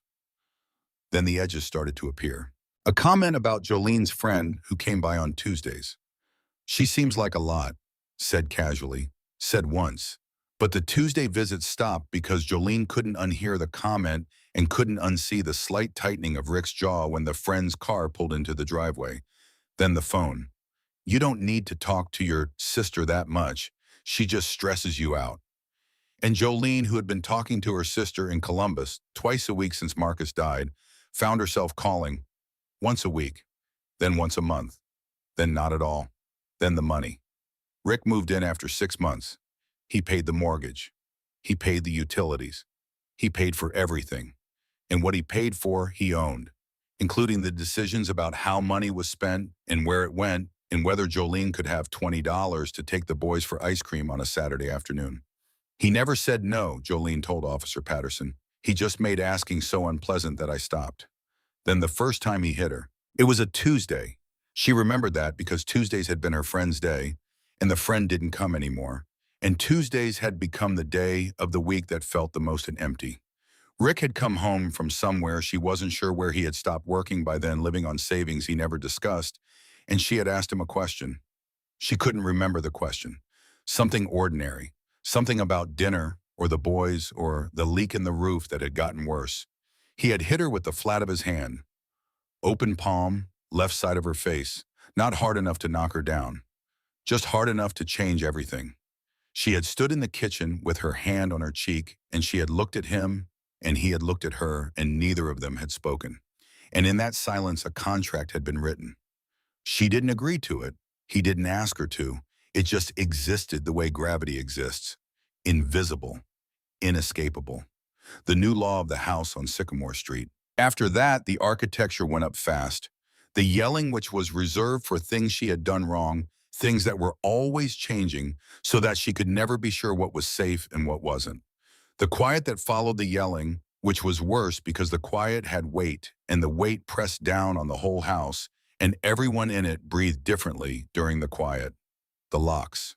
The first one appeared on the boys' bedroom door 4 months after Rick moved in. A hasp and a padlock installed on the outside. Rick said it was for their own good. Said Wyatt wandered at night. Said it was a safety measure. But the lock only went on when Rick was angry, and it stayed on for hours, sometimes longer. And Jolene would stand in the hallway listening to Wyatt tell Levi that everything was fine, that it was just like camping, and her fingernails would dig into her palms until they drew blood. She had called the police once, 8 months ago, after a night when Rick had thrown a plate at the wall above Wyatt's head. The plate had shattered and a piece of ceramic had cut Wyatt's ear. Not badly, just enough for blood, just enough for Jolene to pick up the phone for the first time in a year and dial 3 numbers. The officers had come, 2 of them different from the ones who came today. They had talked to Rick in the living room while Jolene sat in the kitchen. Rick had been calm, polite, concerned.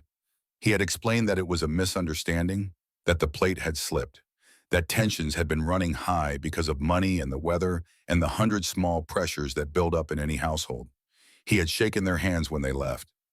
3 hours after the cruiser pulled away, Rick had locked both boys in their room and sat in the living room in the dark and said nothing for the rest of the night. Jolene had sat in the kitchen and listened to the silence and understood that she had used her one chance, and it had produced nothing except a demonstration of what happened when she tried. She had not called again.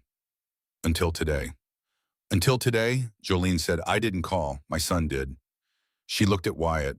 The boy was listening to every word. She could see him absorbing it, processing it, fitting her account against his own memories, and finding the places where they aligned and the places where they didn't, because he had seen things from his side of the locked door that she had only heard from hers. "He's 10 years old," Jolene said, "and he did what I should have done a year ago." Officer Patterson looked up from her notebook. "You're doing it now," she said. "That matters." Jolene wanted to believe that. She wanted to believe that the fact of sitting in this room, speaking these words, watching the red light blink on the recorder, constituted something meaningful. Something that would counterbalance the months of silence. The mornings when she had made breakfast while Wyatt watched her with those careful, measuring eyes, and she had known what he was asking without him saying it, and she had answered by buttering toast and pouring orange juice and not meeting his gaze. But the truth was more complicated than she was ready to articulate.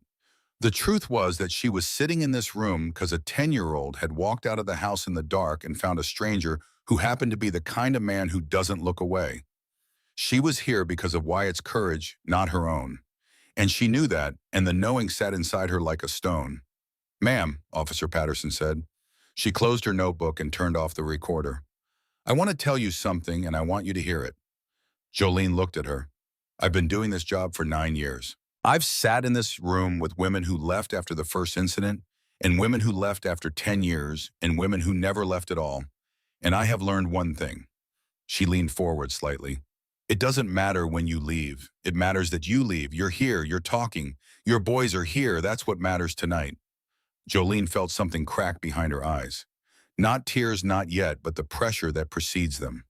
The accumulation of 2 years of holding everything in a space that was never designed to hold it all. "One more thing," Officer Patterson said. "We executed a search of the residence. In addition to the hasp block on the bedroom door, we found damage consistent with forced entry in the interior hallway wall. Patched drywall, some personal items that appeared to have been broken and repaired." She said this evenly, the way officers say things that are terrible. With control, with precision, without the emotion that the words deserve, because the emotion would make the job impossible. "We also found that the exterior deadbolts on both the front and rear doors were keyed only from the outside. There's no way to unlock them from inside the house without a key."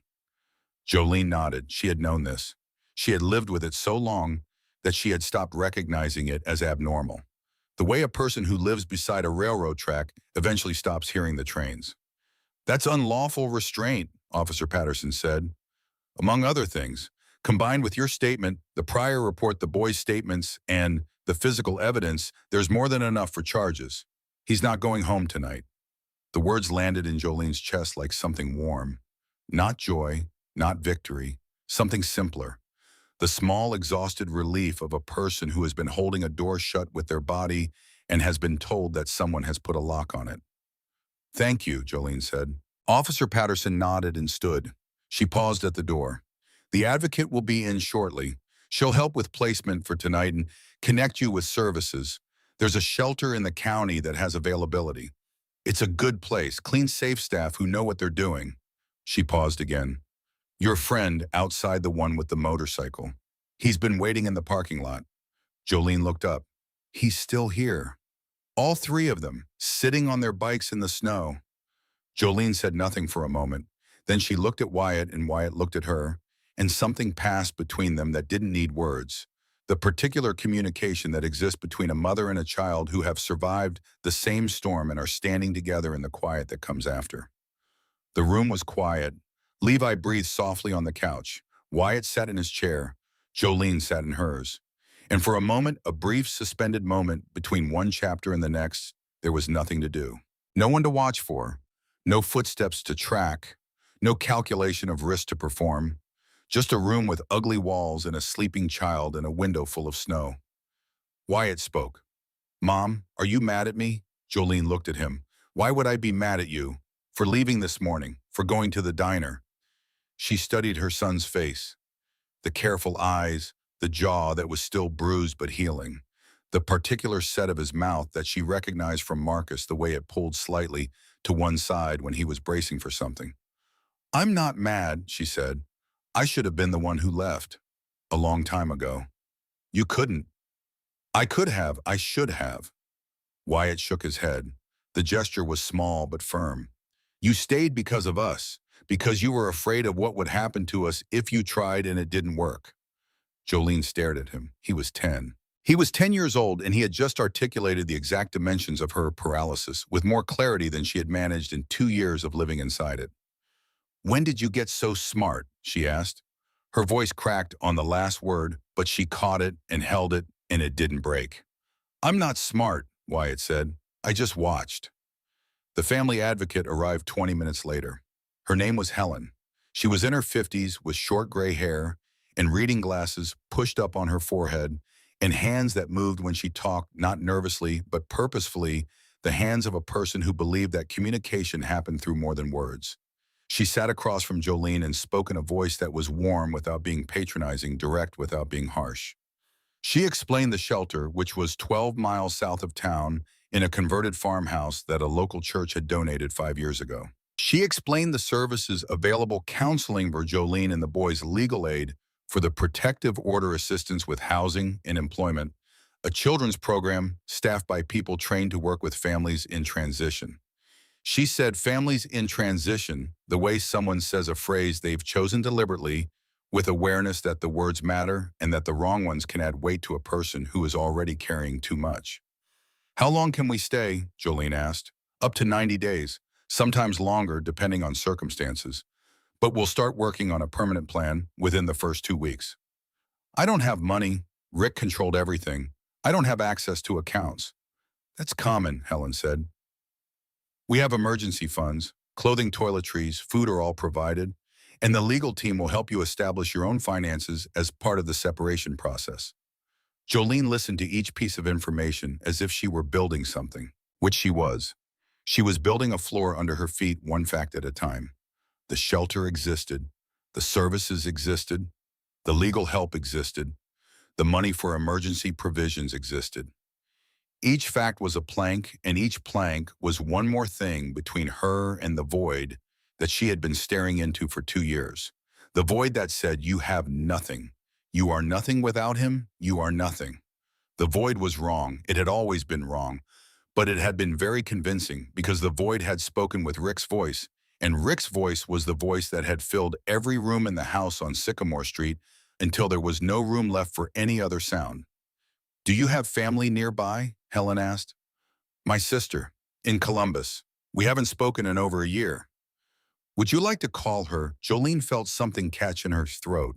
Her sister, Margaret, who had called and eventually stopped calling because Jolene had stopped answering, because Rick had said she was a bad influence, and Jolene had been too deep inside the architecture of control to recognize that cutting her off from her sister was not protection, but isolation. Yes, Jolene said. I'd like to call her. Helen handed her a phone. It was a simple gesture, the extending of a hand holding a device, but for Jolene it carried the weight of everything that phone call represented. The sound of her sister's voice, the admission that something had gone wrong, the request for help that she had been unable to make for so long that she had almost forgotten how. She dialed the number from memory. It rang 3 times, then Margaret answered. "Hello, Meg, it's me." Silence. The silence of a person who has been waiting for a phone call for a very long time and has finally received it and does not know whether to cry or scream or simply breathe. "Joe." Margaret's voice broke on the single syllable. "Oh, Joe." "I left," Jolene said. "Tonight. The boys and I. We left." "Where are you?" "At the sheriff's station. We're going to a shelter." "I'm coming. Right now. I'm getting in the car." "Meg, it's almost 10. It's snowing." "I don't care. I don't care if it's a hurricane. I'm coming." Jolene closed her eyes.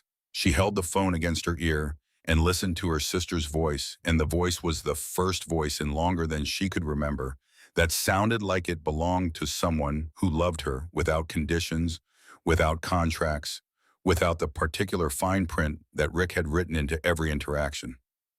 "Drive safe," Jolene said. "We'll be here." She handed the phone back to Helen. Her hands were shaking, not from cold, from the release. The slow, seismic release of something that had been compressed too long and was finally beginning to expand. Wyatt watched his mother. He watched the way her shoulders dropped by a half-inch, the way her hands unclenched in her lap, the way her eyes, which had been scanning the room with the same triangulating vigilance that he recognized because he performed it himself, settled on a point and stayed there. The window, the snow, the ordinary, unremarkable beauty of something falling softly in the dark. "Aunt Margaret's coming," he said. "She's coming." Wyatt nodded. Something in his face shifted. Not dramatically, but the careful composure that he had maintained all day, the composure that had carried him out of the house and down the street and into the diner and onto the back of a motorcycle and through everything that followed, loosened by a degree. A crack appeared in the wall, small, almost invisible, but present. His eyes filled. He turned his face away so his mother wouldn't see because he was 10 and he had been the protector and protectors didn't cry. But Jolene saw anyway because mothers always see, especially when the child turns away. She reached out and put her hand on the back of his neck. She didn't say anything. She just held the back of his neck with her hand and let him feel the weight of it, the warmth of it, the simple physical fact of a mother's hand on a child's skin. Wyatt pressed his lips together, his jaw trembled. And then for the first time all day, for the first time and longer than Jolene could remember, he let himself lean into her touch. Not stiffly, not at the edge of the booth angled toward the exit. He leaned in fully the way a child leans with the total unreserved surrender of a body that has decided to trust. Jolene pulled him to her. She held him against her chest and felt his heartbeat against her own, and she closed her eyes and breathed him in. The smell of cold air and diner hot chocolate, and the particular scent of a child who has been brave for too long and is finally tentatively allowing himself to stop. "Can I talk to him?" Jolene asked the officer who had reappeared at the door. "The man with the motorcycle, before he goes." Of course, the parking lot was cold and white. The snow had been falling steadily for the past hour, and the lot was covered in a thin, unbroken layer that glowed orange under the sodium lights. The 3 motorcycles sat in a row near the entrance, dusted with snow, their chrome details muted under the accumulation. Earl sat on his with his hands in his jacket pockets and his collar turned up and his breath making small clouds in the cold air. Boone was beside him motionless, looking at the sky with the patient attention of a man who found weather more honest than most conversations. Sawyer was leaning against his bike, reading something on his phone, squinting at the screen through the falling snow. They had been there for over an hour. Nobody had suggested leaving. Nobody had mentioned the cold, though it had settled into their joints and their fingers, in the particular places where age makes itself known. They sat in the snow because somewhere inside that building a woman was talking and 2 boys were waiting, and if you could call it a job, which none of them ever would, was not finished until the people you had decided to help were somewhere safe. Earl looked up when the door opened. He saw Jolene standing in the entrance with Wyatt beside her, and he straightened on his bike and waited. Jolene walked out into the snow. She felt it on her face, on her hair, cold and soft, each flake a separate small sensation that she had not felt in a very long time, because she had not stood outside in the open air at night in a very long time. Rick didn't like her outside at night. Rick didn't like her outside. She stopped in front of Earl. You waited, she said. Wasn't sure you'd need anything else. I don't think I do, not tonight. Earl nodded. He looked at Wyatt, who was standing beside his mother, with snowflakes collecting on the shoulders of his blue hoodie. The boy looked different, not dramatically, not in the ways that stories suggest people look different after pivotal moments. He looked the same. Same thin frame, same careful eyes, same bruise fading on his jaw. But something in his posture had shifted. The constant readiness had softened by a degree so slight that only someone who had been watching closely would have noticed it. The shoulders were a half-inch lower.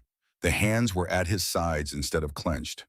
The eyes were still moving, still alert, still performing their constant survey of the environment, but the survey had slowed. The intervals between sweeps had lengthened, as if his body was beginning cautiously and provisionally to believe that the perimeter might hold without his constant vigilance. You did good today, Earl told him. Wyatt looked up at him. I didn't know what else to do. That's usually when people do the right thing, when they've run out of everything else.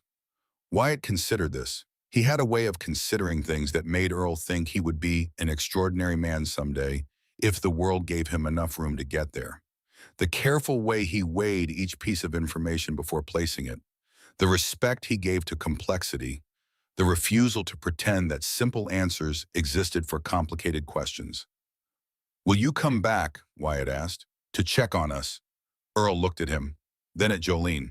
The question sat in the cold air between them, small and serious, the kind of question that a child asks when he is really asking whether the people who showed up today will be the kind who show up again or the kind who disappear. I ride through here about once a month, Earl said, on the way to Dayton.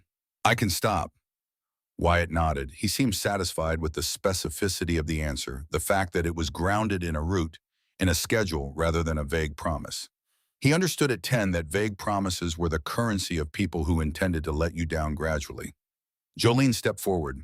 She had been standing a few feet back, watching her son talk to a man she had known for less than 4 hours, and she had seen something in the exchange that she recognized. The particular gravity that pulls a boy toward a man who treats him like a person rather than a problem. The hunger for it. The way it filled a space that Marcus had left and Rick had poisoned, and Wyatt had been trying to fill himself with his vigilance and his courage and his impossible, unsustainable sense of responsibility. Thank you, she said to Earl. Not for today, I mean yes for today, but for. She stopped, started again. For not driving past. Earl looked at her. His face, which had been steady and composed all afternoon, did something that Boone and Sawyer had almost never seen. It softened, not much, just enough to let something through that he usually kept behind the leather and the silence and the miles. You did the hard part, he said. My son did the hard part. No. Earl shook his head slightly. Your son started it. You finished it. You sat in that room and talked. That's the hard part. That's always the hard part. Jolene looked at him, and for the first time since she had walked out of the house on Sycamore Street, she felt something that was not fear and not exhaustion, and not the dull weight of regret. She felt seen, not judged, not pitied, seen. The way a person is seen when someone looks at them and recognizes not what they failed to do, but what they're in the middle of doing. The particular clarity of being witnessed by someone who understands that courage is not the absence of fear, but the presence of a reason to keep going despite it. You'll be all right, Earl said. He said it simply, not as a platitude, not as something he hoped or wished, as something he believed. Jolene wanted to believe it too. She wasn't there yet. She was standing in a parking lot in the snow at 9 o'clock at night with her boys in a sheriff's station behind her and a shelter ahead of her, in a future that was shapeless and terrifying and entirely for the first time in 2 years hers. We should go, she said. She reached for Wyatt's hand and the boy took it, and they stood there for a moment, the two of them in the snow, and then Wyatt let go and walked to Earl's motorcycle and put his hand on the handlebar. It's a good bike, Wyatt said. 53 years old, Earl said, rebuilt the engine twice. Wyatt ran his hand along the chrome. The snow had made this metal cold and wet, and his fingers left trails in the dusting that covered it. Thank you for the ride, Wyatt said, earlier, to the house. You held on good. I was scared. Scared people hold on the best. Wyatt looked up at him one more time. The look was the same look he had given Earl in the diner when he had been weighing whether this stranger was the kind who meant what he said. But the calculation was different now. It had been answered, and what remained was not calculation but something else. Something that looked in the orange light of the parking lot like the beginning of trust. Then he turned and walked back to his mother, and they went inside. Earl sat on his bike in the snow and watched the door close behind them. Boone and Sawyer didn't speak. They waited. The snow fell on their shoulders and on the chrome and on the pavement around them, and they sat in it like men who had been sitting in weather their whole lives and had long since stopped noticing the difference between comfort and the absence of it. After a moment, Earl reached into his jacket and pulled out the pack of cigarettes again. He looked at it. He turned it over in his hands. Then he dropped it into the trash can beside the station entrance and swung his leg over the bike. "Let's ride," he said. They rode south on Route 9 and then west on the highway toward the motel where they'd left their bags. The snow fell steadily. The road was white ahead of them and dark behind them, and the headlights carved a tunnel of light through the falling flakes. Earl rode in front the way he always did, and Boone and Sawyer flanked him, the formation as natural and practiced as breathing. Somewhere behind them, a sister from Columbus was driving through the snow toward a sheriff's station.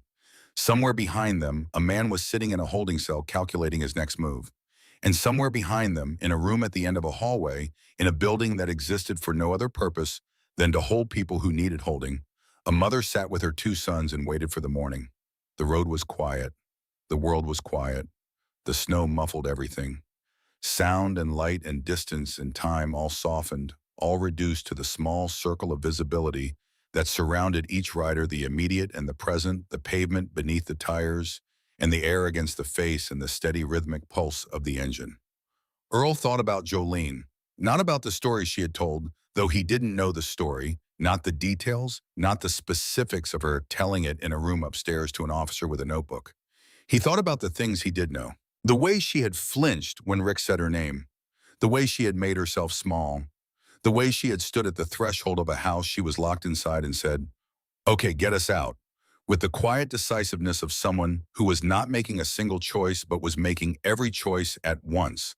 All the choices she had failed to make for 2 years, compressed into 2 words and delivered to a stranger on her porch.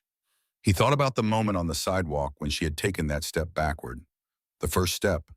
The one that had required more strength than anything else he had witnessed today, more than Wyatt's walk to the diner, more than the confrontation with Rick, more than any of it. Because that step had been taken against 2 years of conditioning and a lifetime of the particular gravity that keeps people in the places where they are hurting, the gravity of the known.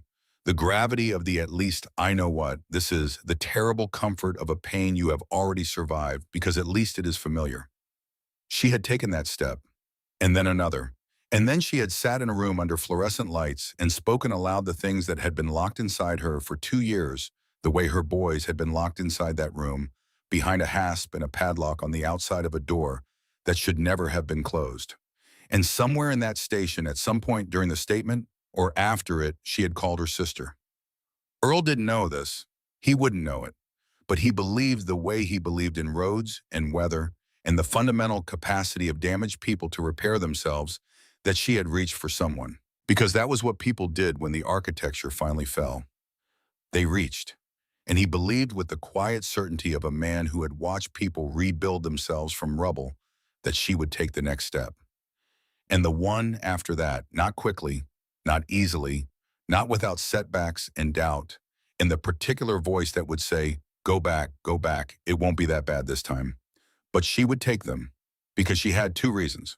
One was 10, one was 7, and they were sleeping now or would be soon in a room that had a lock on the inside instead of the outside, and that difference, that small mechanical difference, the placement of a lock on one side of a door versus the other, was the beginning of everything.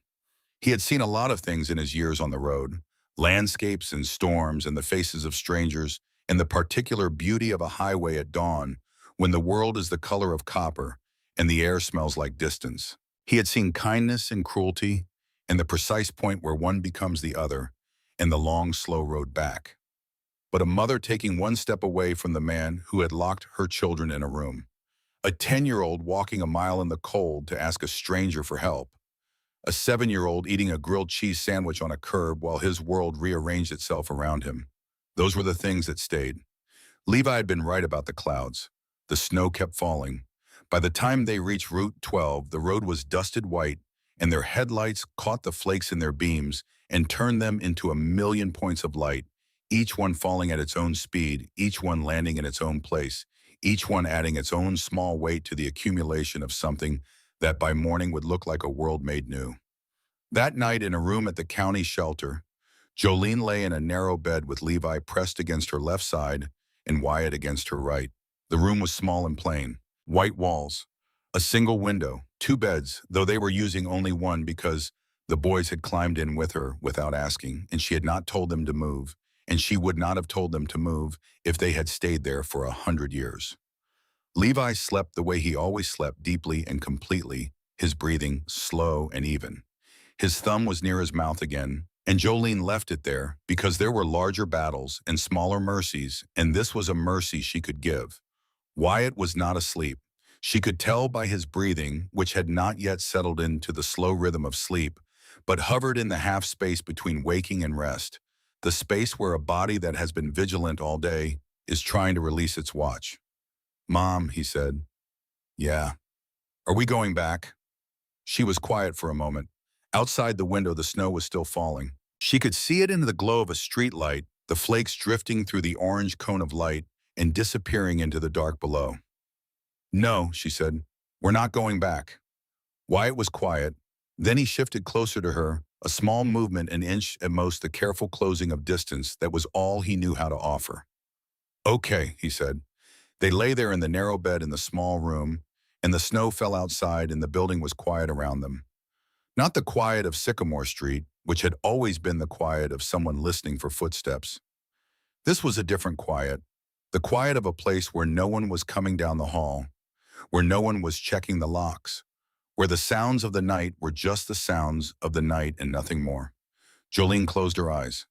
She felt Levi's warmth on her left and Wyatt's warmth on her right, and the weight of the blanket on all three of them, and she breathed. She breathed the way she hadn't breathed in 2 years, fully, deeply, filling her lungs with air that did not need to be rationed or measured or held. She thought of Marcus. Not the phone call, not the funeral, not the empty space he'd left. She thought of him fixing the shelf in Wyatt's room, the way he'd stood there with a level and a screwdriver and a look of mild exasperation at the shelf's persistent refusal to be straight. The way he'd turned to her and said, "This shelf has a mind of its own." The way she'd laughed, the ordinary sound of laughter in a house where laughter was safe. She held that image. She held it the way you hold something small and fragile that you found in the rubble of something that collapsed, carefully, with both hands, knowing that it might break again and choosing to hold it anyway. Then she slept. And the night passed and the snow kept falling, and by morning the world outside the window was white and clean and waiting to be walked across. The first footprints, not yet made the path, not yet chosen the direction unknown, but the ground solid beneath whatever step came next.